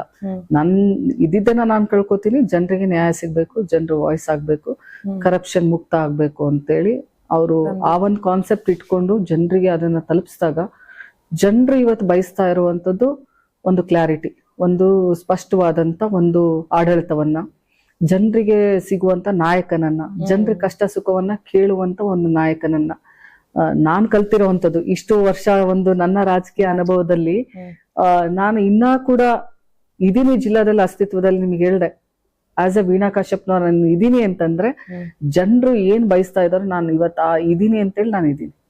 ಜನರಿಗೆ ಸಿಗ್ಬೇಕು, ಅವ್ರ ಕಷ್ಟ ಸುಖಗಳಿಗೆ ಆಗ್ಬೇಕು, ಅವ್ರನ್ನ ಕೇಳ್ಬೇಕು. ನಾವು ಇವತ್ತು ಜನಪ್ರತಿನಿಧಿ ಆದ ತಕ್ಷಣ ಎಲ್ಲೋ ಅಪ್ಸ್ಕೌಂಡಿಂಗ್ ಆಗುವಂಥದ್ದು, ಕ್ಷೇತ್ರದ ಬಗ್ಗೆ ತಿರಸ್ಕಾರ ಮೂಡಿಸುವಂಥದ್ದು, ಕ್ಷೇತ್ರದ ಬಗ್ಗೆ ಅಸಡ್ಡೆ ಮೂಡುವಂಥದ್ದು ಆದಾಗ ಜನ ಬದಲಾವಣೆ ಬಯಸಿದ್ರೆ ಜನ ಏನ್ ಬೇಕಾದ್ರೂ ಮಾಡ್ಬೋದು. ಜನರಿಗೆ ಆ ಶಕ್ತಿ ಇದೆ. ಇವತ್ತು ಜನ ಕೇವಲ ವೋಟರ್ಸ್ ಅಲ್ಲ, ಇಡೀ ದೇಶವನ್ನ ಬದಲಾಯಿಸುವಂತ ಶಕ್ತಿ ಯುವಕರಿಗೆ, ಮಹಿಳೆಯರಿಗಿದೆ. ಆ ಶಕ್ತಿ ಇವತ್ ನಾವು ನೋಡ್ತಾ ಇದೀವಿ ಬೇರೆ ಬೇರೆ ಒಂದು ರೂಪದಲ್ಲಿ. ಮುಂದೂ ಕೂಡ ಇನ್ನ ಹೆಚ್ಚು ಬದಲಾವಣೆಗಳು ನೋಡ್ಬೋದು. ಸಿಜೆಪಿ ಅಂದ್ರೆ ಅನ್ಸುತ್ತ ಪಾಸಿಟಿವ್ ಇದೆಯಾ ಸಿಜೆಪಿ ಸೋಷಿಯಲ್ ಮೀಡಿಯಾದಲ್ಲಿ? ವಿ ನೋ ದಟ್ ಅದು ನೋಡಿ, ಇದು ಸೋಷಿಯಲ್ ಮೀಡಿಯಾ ವರ್ಕ್ ಆಗುತ್ತೆ ಅನ್ನೋಂಥದ್ದು ನನಗೆ ಅಷ್ಟೊಂದು ನಂಬಿಕೆ ಇಲ್ಲ. ಯಾವಾಗೂ ಕೂಡ ಜನರು ಸೋಷಿಯಲ್ ಮೀಡಿಯಾ ಸುಮ್ನೆ ಟೈಮ್ ಪಾಸ್ಗೋ ಇನ್ಯಾವುದಕ್ಕೋ ಜನರು ಒಂದು ಇದನ್ನ ನೋಡ್ತಾರೆ ಅಷ್ಟೇನೆ. ಇವಾಗ ಮೀಡಿಯಾ ಸೋಷಿಯಲ್ ಮೀಡಿಯಾ ಅಂತಂದ್ರೆ ಒಂದು ಇವತ್ತೆಲ್ಲ ನೋಡ್ತೀವಿ ನಾವು, ಬೇರೆ ಬೇರೆ ಫಿಲಮ್ಸ್ ಆಗಿರ್ಬೋದು, ಬೇರೆ ಬೇರೆ ಸೀರಿಯಲ್ಸ್, ಆಮೇಲೆ ಇವು ಸೋಷಿಯಲ್ ಮೀಡಿಯಾದ್ದು ಇವೆಲ್ಲ ಜನರು ತಮ್ಮ ಒಂದು ತಮ್ಮ ಸಿಕ್ಕಂತ ಟೈಮ್ಗೆ ಒಂದು ಮನೋರಂಜನೆಗೋ ಒಂದು ತಮ್ಮ ಖುಷಿಗೋ ತಮ್ಮ ಇದಕ್ಕೋ ನೋಡುವಂಥದ್ದು. ಅದು ಇಂಪ್ಲಿಮೆಂಟ್ ಆಗ್ಬೇಕಲ್ಲ, ಫಿಸಿಕಲಿ ಇಂಪ್ಲಿಮೆಂಟ್ ಆಗ್ಬೇಕು, ಫಿಸಿಕಲಿ ಬದಲಾವಣೆ ಬರ್ಬೇಕು, ಫಿಸಿಕಲಿ ಆ ಥಿಂಗ್ಸ್ ಎಲ್ಲ ಬರ್ಬೇಕು ಅಂತಂದ್ರೆ ಸೋಷಿಯಲ್ ಮೀಡಿಯಾದಲ್ಲೇ ನಾವು ಪಕ್ಷವನ್ನ ಹುಟ್ಟಾಕಿ ಬದಲಾವಣೆ ಮಾಡೋದಕ್ಕೆ ಸಾಧ್ಯ ಇಲ್ಲ. ಸೋಷಿಯಲ್ ಮೀಡಿಯಾದಲ್ಲಿ ಜನರ ಒಂದು ಮೆಂಟಾಲಿಟಿ ಮೈಂಡ್ ಸೆಟ್ ಅನ್ನ ಚೇಂಜ್ ಮಾಡ್ಬೋದು. ಅದು ಇಂಪ್ಲಿಮೆಂಟ್ ಆಗ್ಬೇಕು. ಫಿಸಿಕಲಿ ಇಂಪ್ಲಿಮೆಂಟ್ ಆದಾಗ, ಅದು ಅಸ್ತಿತ್ವಕ್ಕೆ ಬಂದಾಗ ಅದರಿಂದ ಸಾಕಷ್ಟು ಬದಲಾವಣೆಗಳನ್ನ ಟಿವಿಗೆ ಹೇಳಿದ್ರಿ, ಅವರು 2.5 ವರ್ಷದಿಂದ ಆ ಪಕ್ಷವನ್ನ ಕಟ್ಟಿದ್ರು. ಅದಕ್ಕಿಂತ ಮೊದಲಿನ ಆಲೋಚನೆ ವಿಜಯ್ ಅವ್ರಿಗಿತ್ತು, ನಾನ್ ಬರ್ಬೇಕು ರಾಜಕಾರಣದಲ್ಲಿ, ಜನರಿಗೆ ನಾನು ಸೇವೆ ಸಲ್ಲಿಸ್ಬೇಕು, ನಾನ್ ಜನರಿಗೆ ಈ ತರ ಎಲ್ಲಾ ಸೌಲಭ್ಯಗಳನ್ನು ಕೊಡ್ಬೇಕು ಅನ್ನುವಂಥದ್ದು ಮೈಂಡ್ ಸೆಟ್ ಅವತ್ತಿಗೆ ಇತ್ತು ಅವ್ರದ್ದು. ಅದ್ 10 ವರ್ಷದ ಒಂದು 15 ವರ್ಷದ ಪ್ರಯತ್ನ ಇವತ್ತವರು ಸಿಎಂ ಆಗಿದ್ದಾರೆ. ಸಾಕಷ್ಟು ಅಂತ ಪ್ರಯತ್ನಗಳು. ಇವತ್ತು ಏಕಾಏಕಿ ನಾವು ಜನನಾಯಕ ಆಗೋದಕ್ ಸಾಧ್ಯ ಇಲ್ಲ, ಯಾರೋ ಹಿಂಗ್ ಉದ್ಭವ ಆಗೋದಕ್ ಸಾಧ್ಯ ಇಲ್ಲ. ಜನರ ಬಳಿ ಹೋಗಿ ಅವ್ರದ್ದೆಲ್ಲ ನಾವು ಹತ್ರದಿಂದ ನೋಡಿದಾಗ, ಕಷ್ಟ ಸುಖಗಳು ಕೇಳಿದಾಗ, ಅವರು ನಮ್ಮನ್ನ ಜನನಾಯಕ ಅಂತ ಒಪ್ಕೊಂಡಾಗ, ಅವರು ನಮ್ಮನ್ನ ಈಗ ಪಕ್ಷಾತೀತ ನಾಯಕನಾದಾಗ ಜನನಾಯಕ ಆಗೋದಕ್ ಸಾಧ್ಯ. ಆ ಮಟ್ಟಕ್ಕೆ ನಾವು ಬೆಳಿಬೇಕಲ್ಲ, ಆ ಮಟ್ಟಕ್ಕೆ ನಾವ್ ಇರ್ಬೇಕು. ಆ ಒಂದು ನಿಟ್ಟಿನಲ್ಲಿ ಎರಡರ ಬಗ್ಗೆ ನನ್ನ ಆಲೋಚನೆ ಫಿಸಿಕಲಿ ಇದ್ದಾಗ, ಅದು ಇಂಪ್ಲಿಮೆಂಟೇಷನ್ ಆದಾಗ ಸಾಧ್ಯ ಅಂತ ಅನ್ಸುತ್ತೆ. ಈಗ ರಾಜಕೀಯ ಅನ್ನೋದಕ್ಕಿಂತ ಯಾವುದೇ ಕ್ಷೇತ್ರದಲ್ಲಾದ್ರೂ ಒಂದ್ ಮಹಿಳೆ ಸ್ಟ್ರಾಂಗ್ ಆಗಿ ಮಾತಾಡ್ತಾರೆ ಅಂತ ಹೇಳಿದ್ರೆ ಆಟಿಟ್ಯೂಡ್ ಅವಳಿಗೆ ಅಂತ ಅಂತಾರೆ. ಬಟ್ ಅದೇ ಪುರುಷ ಮಾತಾಡ್ತಾರೆ ಅಂತ ಹೇಳಿದ್ರೆ ಲೀಡರ್ಶಿಪ್ ಕ್ವಾಲಿಟಿ ಇದೆ ಅಂತ ಹೇಳ್ತಾರೆ. ಸೊ ಈ ಅನುಭವ ನಿಮ್ಗೆ ಆಗಿದೆಯಾ? ಖಂಡಿತವಾಗ್ಲೂ ಆಗಿದೆ. ನಾನ್ ಟಿಕೆಟ್ ಮಿಸ್ ಆದಾಗ ವಾಯ್ಸ್ ರೈಸ್ ಮಾಡ್ದೆ. ಇವಳಿಗೆ ಯಾಕೆ ಬೇಕಾಗಿತ್ತು ಹೆಣ್ಮಗಳಾಗಿ ವಾಯ್ಸ್ ರೈಸ್ ಮಾಡೋಂಥದ್ದು, ಯಾಕೆ ಹೇಳ್ಬೇಕಾಗಿತ್ತು, ಯಾಕೆ ಕೇಳ್ಬೇಕಾಗಿತ್ತು ಅಂತ ಕೇಳ್ದಂತವ್ರು ಬಹಳ ಜನ ಇದ್ದಾರೆ. ಅದಾದ್ಮೇಲೆನು ನಾನು ಬಹಳಷ್ಟು ವೇದಿಕೆಯಲ್ಲಿ ನಿರ್ಗಳವಾಗಿ ಮಾತಾಡ್ತೀನಿ. ನಾನು ಯಾವ್ದನ್ನು ನೋಡಲ್ಲ, ಹಿಂದೆ ಮುಂದೆ ನೋಡಲ್ಲ. ಯಾಕಂದ್ರೆ ನಾನ್ ಕ್ಲಿಯರ್ ಇದ್ದಾಗ ನಾನು ಯಾರಿಗೂ ಎದುರುವಂತ ಪರಿಸ್ಥಿತಿನೂ ಇಲ್ಲ. ನಂದು ಒಂದು ಸ್ಪಷ್ಟ ನಿರ್ಧಾರ ಇದೆ, ಜನಸೇವೆ ಅಂತ ಹೇಳಿ ಅವ್ರ ವಾಯ್ಸ್ ಆಗ್ಬೇಕು ಅನ್ನೋಂಥದ್ದು. ಬಿಟ್ರೆ ನನಗೇನು ಮತ್ತೆ ಬೇರೆ ಒಂದ್ ಯಾವ್ದು ಕಾನ್ಸೆಪ್ಟ್ ಇಲ್ಲಿದ್ದಕ್ಕೇನೆ ಇವತ್ತು ನಾನು ಆ ನಡೆದಾಗ ನಾನು ಕೇಳ್ತೀನಿ, ಅದ್ರ ಬಗ್ಗೆ ಮಾತಾಡ್ತೀನಿ.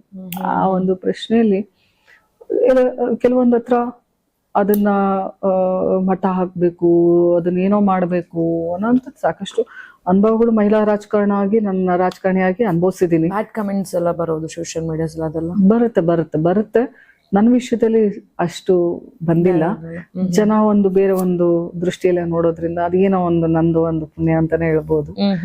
ಅಷ್ಟೊಂದು ಸಾಕಷ್ಟು ಜನರು ಕೂಡ ಬಹಳ ಬ್ಯಾಡ್ ಕಮೆಂಟ್ಸ್ ಹಾಕ್ತಾರೆ ಅಂದ ತಕ್ಷಣ ಜನರು ನಾವು ಆತರ ಯಾವ ತರ ಇರ್ತೀವಿ, ಯಾವ ರೀತಿ ನಡ್ಕೋತೀವಿ, ನಮ್ದು ಯಾವ ರೀತಿ ಆಟಿಟ್ಯೂಡ್ ಇದೆ, ನಮ್ಮ ವೇಷಭೂಷಣಗಳಿಂದ ಹಿಡಿದು ಎಲ್ಲವನ್ನ ಅಬ್ಸರ್ವ್ ಮಾಡ್ತಾರೆ.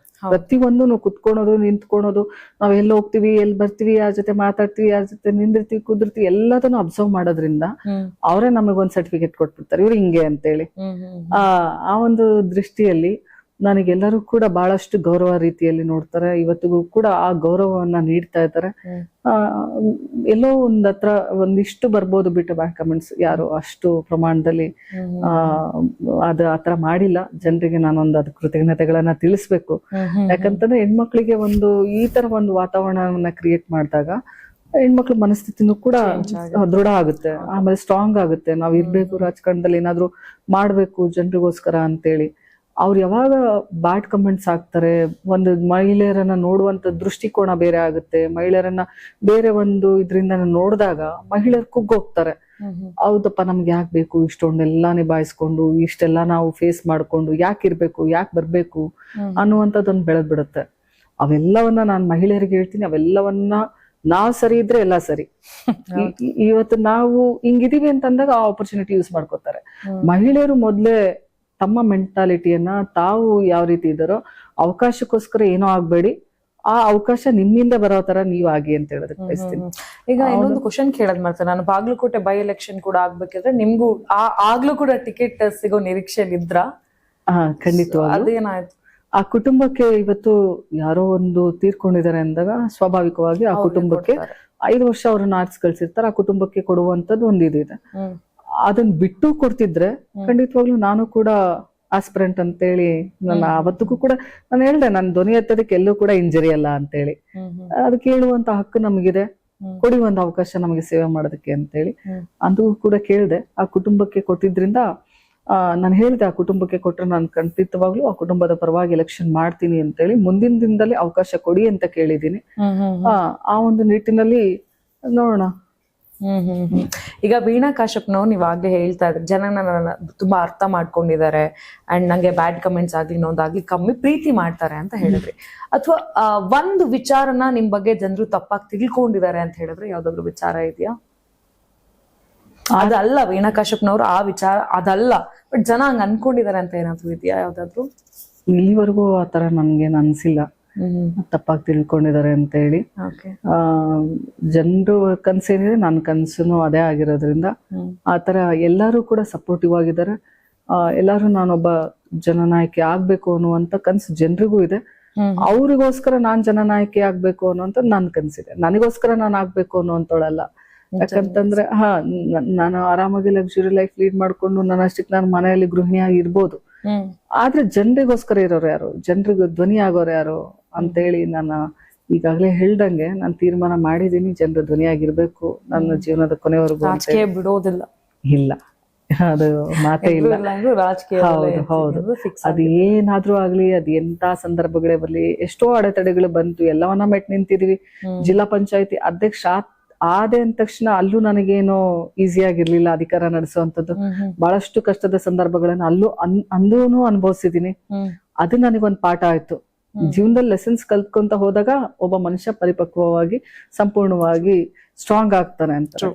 ಅದು ನನ್ನನ್ನು ಸ್ಟ್ರಾಂಗ್ ಮಾಡಿದೆ ಅಂತ ಹೇಳೋದಕ್ಕೆ ಬಯಸ್ತೀನಿ. ಎಂತ ಸಂದರ್ಭಗಳು ಬಂದ್ರೂ ಕೂಡ ನನ್ನತನವನ್ನ, ನನಗಿರುವಂತ ಗುರಿಯನ್ನ, ಜನರ ನನ್ನ ಮೇಲೆ ಇಟ್ಟಂತ ವಿಶ್ವಾಸವನ್ನ, ಆ ಪ್ರೀತಿಯನ್ನ ನಾನು ಕಳ್ಕೊಳೋದಕ್ಕಾಗಲ್ಲ. ಜನರಿಗೋಸ್ಕರ ಜನರು ಏನ್ ನನ್ನನ್ನ ಅವ್ರ ವಾಯ್ಸ್ ಆಗ್ಬೇಕು ಅನ್ನುವಂತ ಕನಸನ್ನ ಕಂಡಿದ್ದಾರೆ.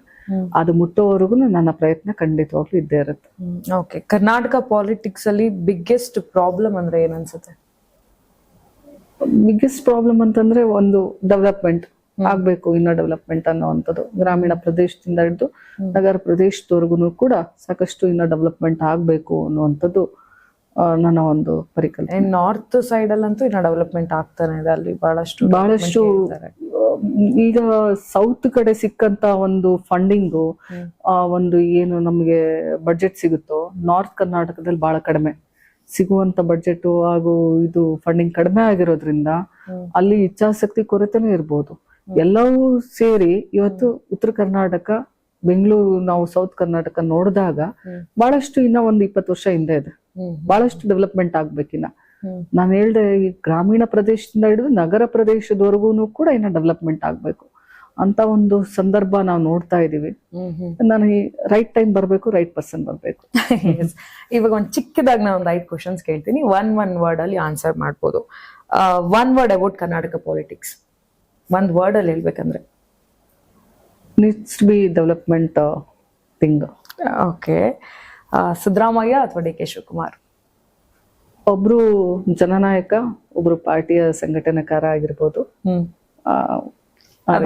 ಓಕೆ, ಪವರ್ ಅಥವಾ ಪೀಪಲ್? ಪೀಪಲ್. ನಿಮ್ಮ biggest strength? People. Biggest weakness?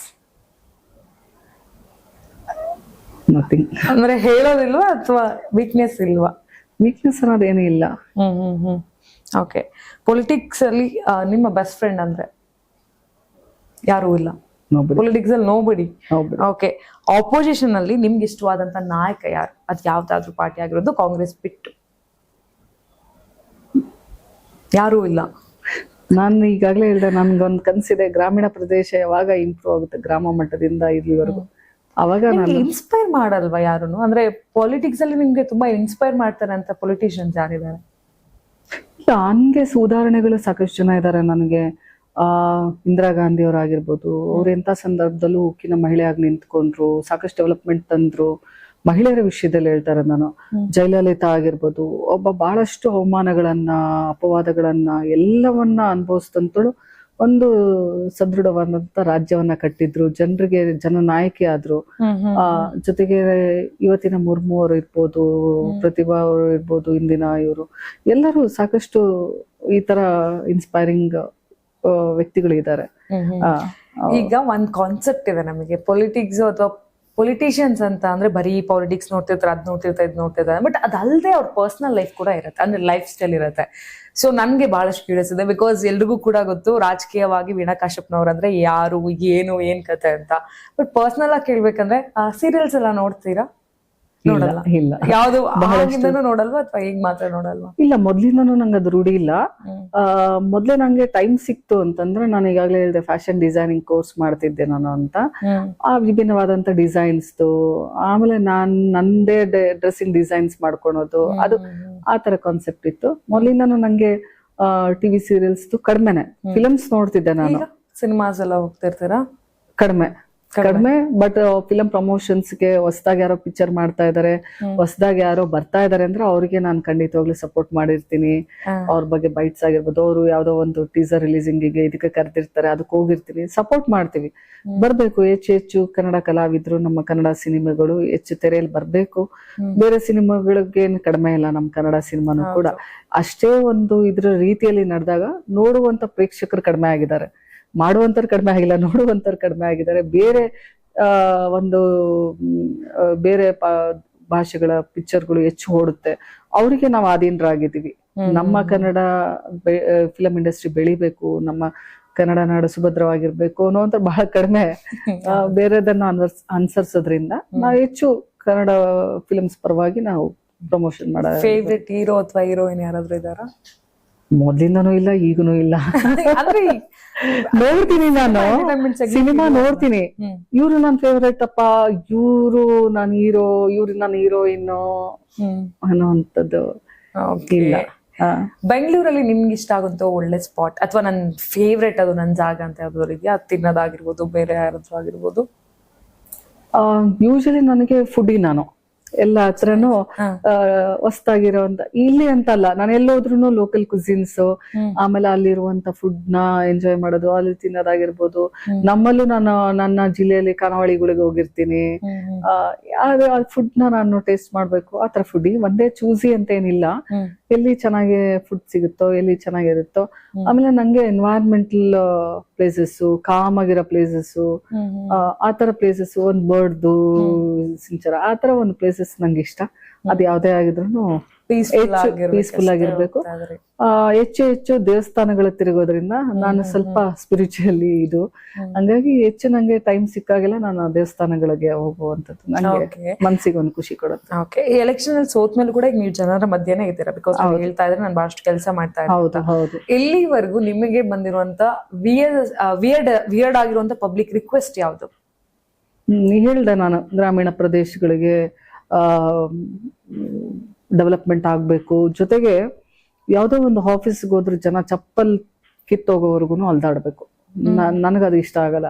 ನಾವು ಅದಕ್ಕೆ ಜನರ ಬಳಿಗೆ ನಮ್ಮ ಅಧಿಕಾರ ಅಂತೇಳಿ ನಾನು ಜಿಲ್ಲಾ ಪಂಚಾಯತಿ ಅಧ್ಯಕ್ಷ ಹುದ್ದೆಯಲ್ಲಿ ಮಾಡಿದ್ದೆ.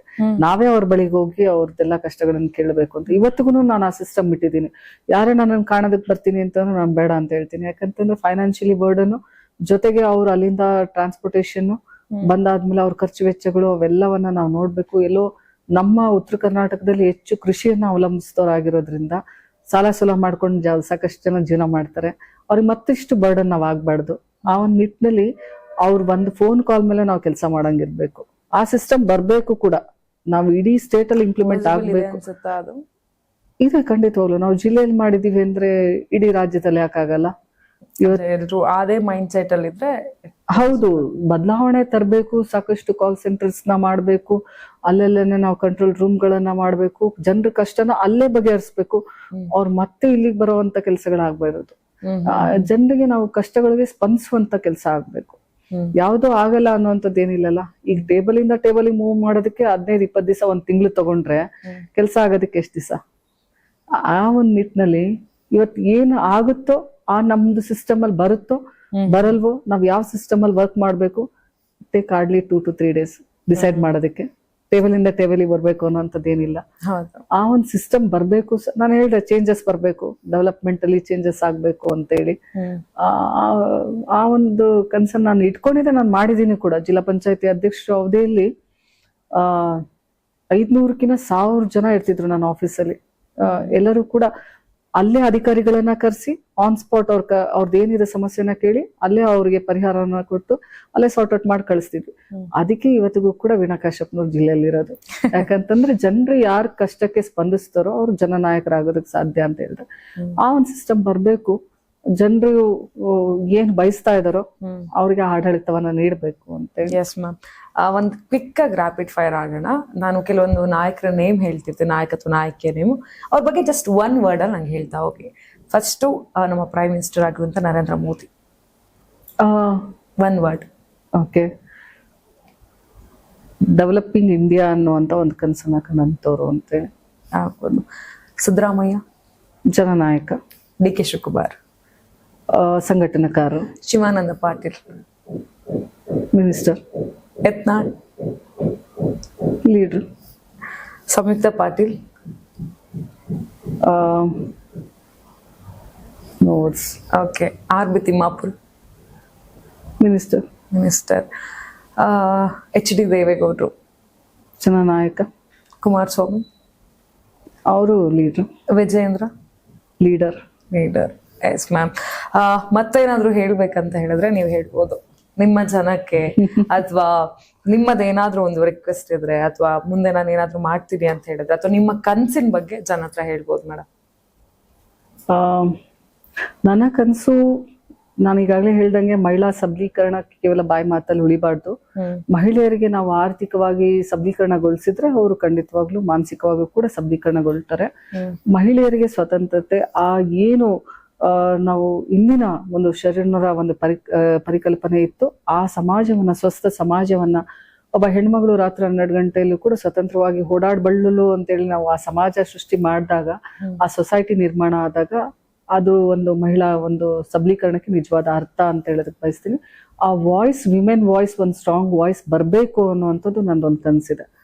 ಜೊತೆಗೆ ಯುವಕರಿಗೆ ನಾವು ನೋಡ್ತಾ ಇದೀವಿ, ಇವತ್ತಿನ ನಮ್ಮ ದೊಡ್ಡ ಶಕ್ತಿಯೇ ಮಹಿಳೆಯರು, ಯುವಕರು. ಇವತ್ತು ಯುವಕರು ಏನು ನಿರುದ್ಯೋಗಗಳಾಗಿರ್ಬೋದು, ಅವ್ರಿಗಿರುವಂತ ಕಾನ್ಸೆಪ್ಟ್ಸು ನಮಗೂ ಇರಲ್ಲ ಅಂತ ಆಲೋಚನೆಗಳು ಅಂತ ಒಂದು ಇದು ಡಿಜಿಟಲಿ ಬಹಳ ಮುಂದೆ ಇದ್ದಾರೆ. ಅವರು AIಗಿನ ಇನ್ನ ಹೆಚ್ಚಿನ ಮೀರದಲ್ಲಿದ್ದಾರೆ. ಅವ್ರಿಗೆ ಅವಕಾಶಗಳು ಸಿಗ್ಬೇಕಷ್ಟೇ. ಹೆಚ್ಚು ಅವಕಾಶಗಳು ಯುವಕರಿಗೆ ಸಿಗ್ಲಿ. ಜೊತೆಗೆ ಯುವಕರು ಏನು ಒಂದು ಭಾರತವನ್ನ ನಿರ್ಮಾಣ ಮಾಡೋದಕ್ಕೆ ಕನಸನ್ನ ಕಂಡಿದ್ದಾರೆ, ಅವೆಲ್ಲವೂ ಕೂಡ ನನ್ಸಾಗ್ಲಿ. ಈ ಮಹಿಳಾ ಹಾಗೂ ಯುವ ಶಕ್ತಿ ದೊಡ್ಡ ಶಕ್ತಿ ಆಗ್ಲಿ ಮುಂದಿನ ದಿನದಲ್ಲಿ ಅಂತೇಳಿ ನಂದೊಂದು ಕನಸಿದೆ. ಮಹಿಳೆಯರಿಗೆ ಒಂದೆರಡು ಟಿಪ್ಸ್ ಕೊಡ್ತೀನಿ ಅಂತ ಅಂದ್ರೆ, ಮಹಿಳೆಯರಿಗೆ ವಿಶೇಷವಾಗಿ ನಮ್ಮ ಸಂಪ್ರದಾಯ, ನಮ್ಮ ಸಂಸ್ಕೃತಿ, ನಮ್ಮ ಸಂಸ್ಕಾರವನ್ನ ಮರಿಬೇಡ್ರಿ. ಬೇರೆ ಏನೇ ಅನುಸರಿಸಿದ್ರು ಕೂಡ ನಮ್ಮದೇ ಆದಂತ ಒಂದು ಪದ್ಧತಿಗಳು, ನಮ್ಮ ಇಂದಿನ ಇತಿಹಾಸದಿಂದ ಬಂದಂತದ್ದನ್ನ ನಾವು ಫಾಲೋ ಅಪ್ ಮಾಡ್ಬೇಕು. ನಾವು ಇವತ್ತು 21st ಸೆಂಚುರಿಯಲ್ಲಿ ಇದೀವಿ, ಎಲ್ಲವೂ AI ಯುಗದಲ್ಲಿ ಇದೀವಿ ಅಂತೇಳಿ ನಮ್ಮೆಲ್ಲ ಸಂಸ್ಕಾರಗಳ ಸಂಸ್ಕೃತಿಯನ್ನ ಮರೆತ್ರೆ ನಮ್ಮ ಮಕ್ಕಳು ಕೂಡ ಮುಂದಿನ ದಿನದಲ್ಲಿ ಅದೇ ಒಂದು ಸಂಸ್ಕಾರದಲ್ಲಿ ನಡೀತಾರೆ. ಆ ಒಂದು ಪದ್ಧತಿಗಳನ್ನ ಅಳವಡಿಸ್ಕೊಳ್ಳಿ. ಜೊತೆಗೆ ಮಹಿಳೆಯರು ಕೂಡ ಯಾರು ಅವಲ್ರಲ್ಲ, ಎಲ್ಲರೂ ಸಬಲರು. ಆ ಶಕ್ತಿ ಮಹಿಳೆಯರಿಗೆ ಇಂದಿನ ಇತಿಹಾಸದಿಂದನೂ ಇದೆ. ಹೆಚ್ಚು ಯುದ್ಧವನ್ನ ಮಾಡಿದಂತವ್ರು ಮಹಿಳೆಯರೇ. ಇವತ್ತು ಹೆಚ್ಚು ಯುದ್ಧದ ಭೂಮಿಯಲ್ಲಿ ನಾವು ಕಂಡಂತವ್ರು ಮಹಿಳೆಯರೇ. ಅವ್ರ ಗಂಡನನ್ನ ಕಳ್ಕೊಂಡಿರ್ತಾರೆ, ಮಕ್ಕಳನ್ನ ಕಳ್ಕೊಂಡಿರ್ತಾರೆ. ಎಲ್ಲವನ್ನ ಲೆಕ್ಕಿಸ್ತೇನೆ ಜನರಿಗೋಸ್ಕರ ನಾವಿರ್ಬೇಕು ಅನ್ನುವಂತ ಒಂದು ಪಣವನ್ನ ತೊಟ್ಟು ಆ ಯುದ್ಧ ಭೂಮಿಯಲ್ಲಿ ಯುದ್ಧವನ್ನ ಮಾಡಿದಂತ ಮಹಿಳೆಯರು ನಮಗೆ ಸಾಕಷ್ಟು ಉದಾಹರಣೆಗಳಿದ್ದಾರೆ. ಜೊತೆಗೆ ಇವತ್ತು ಅಂತರಿಕ್ಷದವರೆಗೂ ಹಾರದಂತ ಮಹಿಳೆಯರಿದ್ದಾರೆ, ರಾಜಕಾರಣದಲ್ಲಿದ್ದಾರೆ. ಎಲ್ಲವನ್ನ ನೀವು ಅವ್ರನ್ನ ರೋಲ್ ಮಾಡೆಲ್ ಅಂತ ತಗೊಳ್ಳಿ. ಯಾವುದೇ ಕಷ್ಟ ಬಂದ್ರೂ ಕೂಡ ದೇವ್ರು ಅದಕ್ಕೊಂದು ಸೊಲ್ಯೂಷನ್ ಅಂತ ಇಟ್ಟಿರ್ತಾನೆ. ಆ ಕಷ್ಟನೇ ಜೀವನ ಅಲ್ಲ. ಏನ್ ನಾವ್ ಹೇಳ್ತೀವಿ, ರಾತ್ರಿ ಆದ್ಮೇಲೆ ಮತ್ತೆ ಬೆಳಗಾಗ್ಲೇಬೇಕು, ಆ ಸೂರ್ಯ ಉದಯಿಸ್ಲೇಬೇಕು. ಆ ಜೀವನದಲ್ಲಿ ಮತ್ತೆ ಬರುತ್ತೆ ಆ ಬೆಳಕು, ಕಾಯ್ಬೇಕು. ತಾಳ್ಮೆ ಮುಖ್ಯವಾಗಿ ಇಂದಿನ ಒಂದು 21st ಸೆಂಚುರಿಯಲ್ಲಿ ಮಹಿಳೆಯರಿಗೆ ಬೇಕಾಗಿರೋ ತಾಳ್ಮೆ ಕಳ್ಕೊತಾ ಇದಾರೆ. ಏನೋ ಒಂದು ತಪ್ಪು ನಿರ್ಧಾರಗಳನ್ನ ತಗೊಳ್ತಾ ಇದಾರೆ. ಗಂಡ್ ಮಕ್ಳು ಮಾಡ್ಬಿಟ್ರೆ ನಾವು ಯಾಕೆ ಮಾಡ್ಬಾರ್ದು, ಅದಕ್ಕೆ ತಪ್ಪು. ಯಾಕಂತಂದ್ರೆ ಅವ್ರು ಏನ್ ಮಾಡಿದ್ರು ನಾವು ಅದು ಮಾಡ್ಬೋದು ಅನ್ನೋಂಥದ್ದು ಕೆಲವೊಂದು ವಿಷಯಗಳಲ್ಲಿ ಅಪ್ಲೈಬಲ್ ಆಗುತ್ತೆ ಹೊರತು ಸಮಾಜ ಇನ್ನ ಹೆಣ್ಣು ಮಕ್ಳನ್ನ ನೋಡುವಂತ ದೃಷ್ಟಿಕೋನನೇ ಬೇರೆ. ನಾವು ಸಮಾಜಕ್ಕೂ ಒಂದು ಮಾದರಿಯಾಗಿ ಇರ್ಬೇಕು ಹೊರತು ಒಂದು ಶಕ್ತವಾದಂತ ಒಂದು ಸಮೃದ್ಧವಾದಂತ ಸುಶಕ್ತವಾದಂತ ಸಮಾಜವನ್ನ ಕಟ್ಟುವಂತ ಹೆಚ್ಚು ಜವಾಬ್ದಾರಿ ಇರೋದಂತ ಹೆಣ್ಣುಮಕ್ಳ ಮೇಲೆ. ಆ ಮನೆಯಲ್ಲಿ ಮಕ್ಕಳಿಗೆ ಆ ಪಾಠವನ್ನ ಕೊಡೋದ್ರ ಜೊತೆಗೆ ಮಹಿಳೆಯರು ಬಂದಂತ ಕಷ್ಟಗಳನ್ನ ಸಮರ್ಪಕವಾಗಿ ನಿಭಾಯಿಸಿ ಆ ಫೇಸ್ ದಾಟುತ್ತೆ. ಅದಕ್ಕೆ ಮತ್ತೆ ಬೇರೆ ಬೇರೆ ವೇಗಳನ್ನೇ ಇರುತ್ತೆ. ಆ ವೇಗಳನ್ನ ಕಂಡಿಟ್ಕೋಬೇಕು. ಎಲ್ಲರೂ ಕೂಡ ಸದೃಢವಾಗಿರ್ಬೇಕು. ಒಂದು ಆ ಸದೃಢವಾದಂತ ಮೆಂಟಾಲಿಟಿಯನ್ನ ಬೆಳೆಸ್ಕೋಬೇಕು. ಜೊತೆಗೆ ಇವತ್ತು ಎಲ್ಲಾ ಮಹಿಳೆಯರು ಕೂಡ ಫೈನಾನ್ಷಿಯಲಿ ಸ್ಟ್ರಾಂಗ್ ಆಗ್ಬೇಕು ಅನ್ನುವಂಥದ್ದು ನಂದೊಂದು ಕಾನ್ಸೆಪ್ಟ್. ಯಾವಾಗ ಮಹಿಳೆಯರು ಫೈನಾನ್ಷಿಯಲಿ ಸ್ಟ್ರಾಂಗ್ ಆಗ್ತಾರೋ ಆವಾಗ ಅವರಿಗೆ ಆತ್ಮಸ್ಥೈರ್ಯ, ಆತ್ಮಬಲ ಹೆಚ್ಚಾಗುತ್ತೆ. ಆ ಒಂದು ನಿಟ್ಟಿನಲ್ಲಿ ನೀವು ಎಜುಕೇಟೆಡ್ ಆದ್ರೆ ಜಾಬ್ ಮಾಡಿ, ಇಲ್ಲ ಅಂತಂದ್ರೆ ನೀವು ವಿಮೆನ್ ಎಂಟರ್ಪ್ರಿನರ್ ಆಗಿ ಪ್ರತಿ ಒಬ್ರು ಕೂಡ ಫೈನಾನ್ಷಿಯಲಿ ಸ್ಟೇಬಲ್ ಆಗ್ರಿ ಅಂತ ಹೇಳೋದಕ್ಕೆ ಬಯಸ್ತೀನಿ. ನೀವೇ ಹೇಗ್ ಮ್ಯಾನೇಜ್ ಮಾಡ್ತೀರಾ ಮೇಡಮ್? ಅಂದ್ರೆ ಮನೆ ಮತ್ತು ರಾಜಕೀಯ ಎರಡನ್ನೂ ಕೂಡ ಮಕ್ಕಳು ಮಾಡ್ತಾ ಇದ್ದೀನಿ. ಈಗ ಹೆಚ್ಚು ಮನೆದು ಜವಾಬ್ದಾರಿ ಇದೆ, ಮಕ್ಕಳದು ಜವಾಬ್ದಾರಿ ಇದೆ, ಜೊತೆಗೆ ರಾಜಕಾರಣದ್ದು, ಜೊತೆಗೆ ಸಮಾಜದ್ದು ಕೂಡ. ನಾನು ಈಗಾಗಲೇ ಹೇಳಿದೆ, ಅಖಿಲ ಭಾರತ ವೀರಶೈವ ಲಿಂಗಾಯತ ಮಹಾಸಭಾದ ರಾಷ್ಟ್ರೀಯ ಮಹಿಳಾ ಘಟಕದ ಅಧ್ಯಕ್ಷರು ಒಂದು ಜವಾಬ್ದಾರಿಯನ್ನ ಕೂಡ ಕೊಟ್ಟಿರೋದ್ರಿಂದ ಸಮಾಜವನ್ನು ಕಟ್ಟಬೇಕು. ಜೊತೆಗೆ ಹೆಂಗೋ ಒಂದು ದೇವರೊಂದು ವಿಶೇಷವಾದಂತ ಶಕ್ತಿಯನ್ನ, ನಾನ್ ರಾಜಕಾರಣಕ್ಕೆ ಬಂದಾಗ ನನ್ನ ಮಕ್ಕಳ ವಯಸ್ಸು 2-2.5 ವರ್ಷ. ನನ್ನ ರಾಜಕಾರಣಕ್ಕೆ ನಾನು ಬಂದಾಗ ಹೊಸದಾಗ ಇದ್ರಿಂದ ಪ್ರತಿಯೊಂದು ನಾನು ಹೇಳಿದೆ, ಸ್ಪಾಟ್ ವಿಸಿಟ್ ನಾನು ಖುದ್ದಾಗಿ ಹೋಗ್ತಿದ್ದೆ ಅಂತ.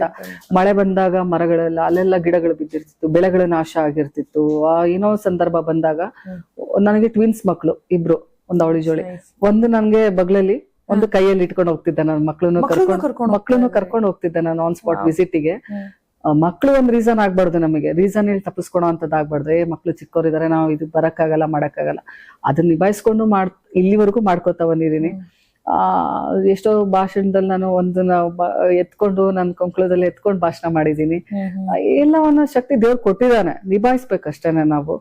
ಆ ಒಂದು ನಿಟ್ಟಿನಲ್ಲಿ ಯಾವ್ದು ಕೂಡ ನನಗೆ ಇಲ್ಲಪ್ಪ ಆಗಲ್ಲ, ನನಗೆ ಹಾರಿಬಲ್ ಅಂತ ಯಾವತ್ತಿಗೂ ಕೂಡ ಅನ್ಸಿಲ್ಲ. I enjoy everything, family life also, politically also.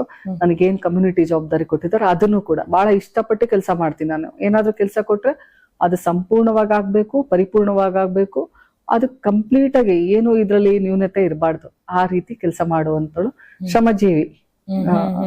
That's very nice ma'am. ಮುಂದೆ ಜನ ಅವಕಾಶ ಕೊಡ್ತಾರೆ, ಆಗತ್ತೆ ರಾಜಕೀಯದಲ್ಲಿ ಅಂದ್ರೆ ಸಕ್ಸಸ್ ಆಗ್ತೀನಿ ಅಂತ ಅನ್ಸುತ್ತೆ. ಆ ಕಾನ್ಫಿಡೆಂಟ್ ಇದೆ, ಅದು ನಾನ್ ಕೂಡ ನೋಡ್ತಾ ಇದ್ದೀನಿ. ಜನಗಳ ಮೇಲೆ ತುಂಬಾ ನಂಬಿಕೆ ಇಟ್ಟಿದ್ದೀರಾ. ಖಂಡಿತವಾಗ್ಲು. ಇವತ್ತು ನಾನು ಹೇಳ್ದೆ, ನಾನು ರಾಜಕಾರಣದಲ್ಲಿ ಇರೋದು ಜನರಿಗೋಸ್ಕರ, ಜನರು ಒಂದು ವಾಯ್ಸ್ ಆಗ್ಬೇಕು ಅಂತೇಳಿ. ಇವತ್ತು ಬೇಡಪ್ಪ ವೀಣಾ ಕಶ್ಯಪ್ನವ್ರು ನಮಗೆ ಬೇಡ, ಅವ್ರ ವಾಯ್ಸ್ ಬೇಡ, ಜನರ ಪರವಾಗಿರುವಂತದ್ದು ಬೇಡ ಅಂದ್ರೆ ಅದನ್ನು ಕೂಡ ಸ್ವೀಕರಿಸ್ತೀನಿ. ನನ್ ಜನ ಯಾವ ತೀರ್ಪು ಕೊಡ್ತಾರೋ ನಾನು ಅದಕ್ಕೆ ಬದ್ಲು ಅಂತ ಹೇಳೋದಕ್ಕೆ ಬಯಸ್ತೀನಿ. ಜನಕ್ಕೋಸ್ಕರ ಇರುವಂತಳು ನಾನು, ಜನರು ವಾಯ್ಸ್ ಆಗ್ಬೇಕು ಅಂತ ಹೇಳಿ ಇರುವಂತಳು.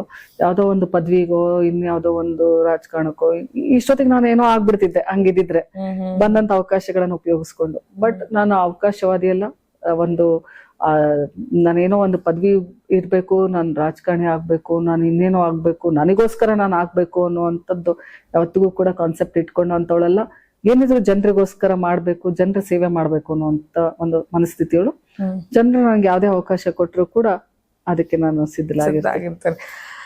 S madam, thank you so much. ಬಹಳಷ್ಟು ಖುಷಿ ಆಯ್ತು ನಿಮ್ ಜೊತೆ ಮಾತಾಡಿ. ಅಂದ್ರೆ ಎಲ್ಲ ಕ್ಲಿಯರ್ ವಿಷನ್ ಇದೆ ನಿಮಗೆ, ನಾನು ಇದನ್ನೇ ಆಗ್ಬೇಕು, ಇದನ್ನೇ ಮಾಡ್ಬೇಕು, ನಾನು ಎಲ್ಲೂ ಗಿವ್ ಅಪ್ ಮಾಡಲ್ಲ ಅಂತ. ಆ ಒಂದು ಗುಣ ಬಹಳಷ್ಟು ಇಷ್ಟ ಆಗುತ್ತೆ. ಅಂಡ್ ನೀವು ಕೂಡ ಜನಗಳ ಮೇಲೆ ಎಷ್ಟು ಕಾನ್ಫಿಡೆಂಟ್ ಆಗಿದ್ದೀರಾ, ಅಂದ್ರೆ ಜನರು ಎಷ್ಟು ಪ್ರೀತಿ ಕೊಡ್ತೀರಾ ಅನ್ನೋದು ಕೂಡ ಹೇಳ್ತಾ ಇದ್ರಿ. ಅಂಡ್ ನಾವು ಕೂಡ ನೋಡಿದೀವಿ ಕೆಲವೊಂದು ಸಂದರ್ಭದಲ್ಲಿ. ಸೊ ಒಳ್ಳೇದಾಗ್ಲಿ ಮೇಡಮ್. ನೆಕ್ಸ್ಟ್ ಇದೇ ಜಾಗದಲ್ಲಿ MP-ನೋ MLA ಆಗಿ ನಾನು ಮತ್ತೆ ನಿಮ್ಮನ್ನ ಪಾಡ್ಕಾಸ್ಟ್ ಮಾಡ್ತೀನಿ ಅನ್ನೋ ಕಾನ್ಫಿಡೆಂಟ್ ಇದೆ. ಅಂಡ್ ಅದೇ ರೀತಿ ಆಗ್ಲಿ, ಒಳ್ಳೇದಾಗ್ಲಿ madam. And thank you so much. ಯಾಕಂದ್ರೆ ನಿಮ್ಮ ಬಿಸಿ ಸ್ಕೆಡ್ಯೂಲ್ ಅಲ್ಲಿ ಕೂಡ ಬಂದು ಕುತ್ಕೊಂಡು ನನ್ನ ಪಾಡ್ಕಾಸ್ಟ್ ನಲ್ಲಿ ಭಾಗಿಯಾಗಿದ್ದೀರಾ, ಇಷ್ಟೊತ್ತು ಮಾತನಾಡಿದೀರಾ, ಬಹಳಷ್ಟು ವಿಚಾರಗಳನ್ನ ಕೂಡ ಹೇಳಿದೀರಾ. ಸೊ ಇದೇ ರೀತಿಯಾಗಿ ಹೋಗ್ತಾ ಇರ್ಲಿ ಮೇಡಮ್ ನಿಮ್ life. Thank you so much. Yes, ಕೇಳಿದ್ರಲ್ಲ, ನೋಡಿದ್ರಲ್ಲ, ಇದಾಗಿತ್ತು ಕಾಂಗ್ರೆಸ್ ನಾಯಕಿ ಆಗಿರುವಂತ ವೀಣಾ ಕಾಶ್ಯಪ್ನವರ ಪಾಡ್ಕಾಸ್ಟ್. ಅಂದ್ರೆ ನಾನ್ ಆಯ್ಕೆಗೆ ಬಂದಿದ್ರು, ಬಹಳಷ್ಟು ವಿಚಾರಗಳನ್ನ ಹಂಚ್ಕೊಂಡ್ರು. ಅವ್ರ ಪರ್ಸನಲ್ ಆಗಿರ್ಬೋದು, ರಾಜಕೀಯ ಆಗಿರ್ಬೋದು, ಎಲ್ಲಾನು ಕೂಡ ಹೇಳಿದ್ರು. ಅಂಡ್ ಮೋರ್ ಓವರ್ ನಮ್ಮ ಮಹಿಳೆಯರಿಗೆ ಬಹಳಷ್ಟು ಒಳ್ಳೊಳ್ಳೆ ಟಿಪ್ಸ್ ಗಳನ್ನ ಕೂಡ ಕೊಟ್ಟಿದ್ದಾರೆ. ಸೊ ಇದೇ ರೀತಿಯಾಗಿ ನಾನ್ ಆಯ್ಕೆ ಕಾರ್ಯಕ್ರಮಕ್ಕೆ ಮತ್ತೊಬ್ರು ನಾಯಕಿ ಜೊತೆ ನಾನ್ ಬರ್ತೀನಿ. ಅಲ್ಲಿವರೆಗೂ ನೋಡ್ತಾ ಇರಿ ಕರ್ನಾಟಕ ಟಿವಿ, ಇದು ಕನ್ನಡಿಗರ ಧ್ವನಿ. ನಾನು ನಿಮ್ಮ ರಚಿತಾ ರೇವಣ್ಣ.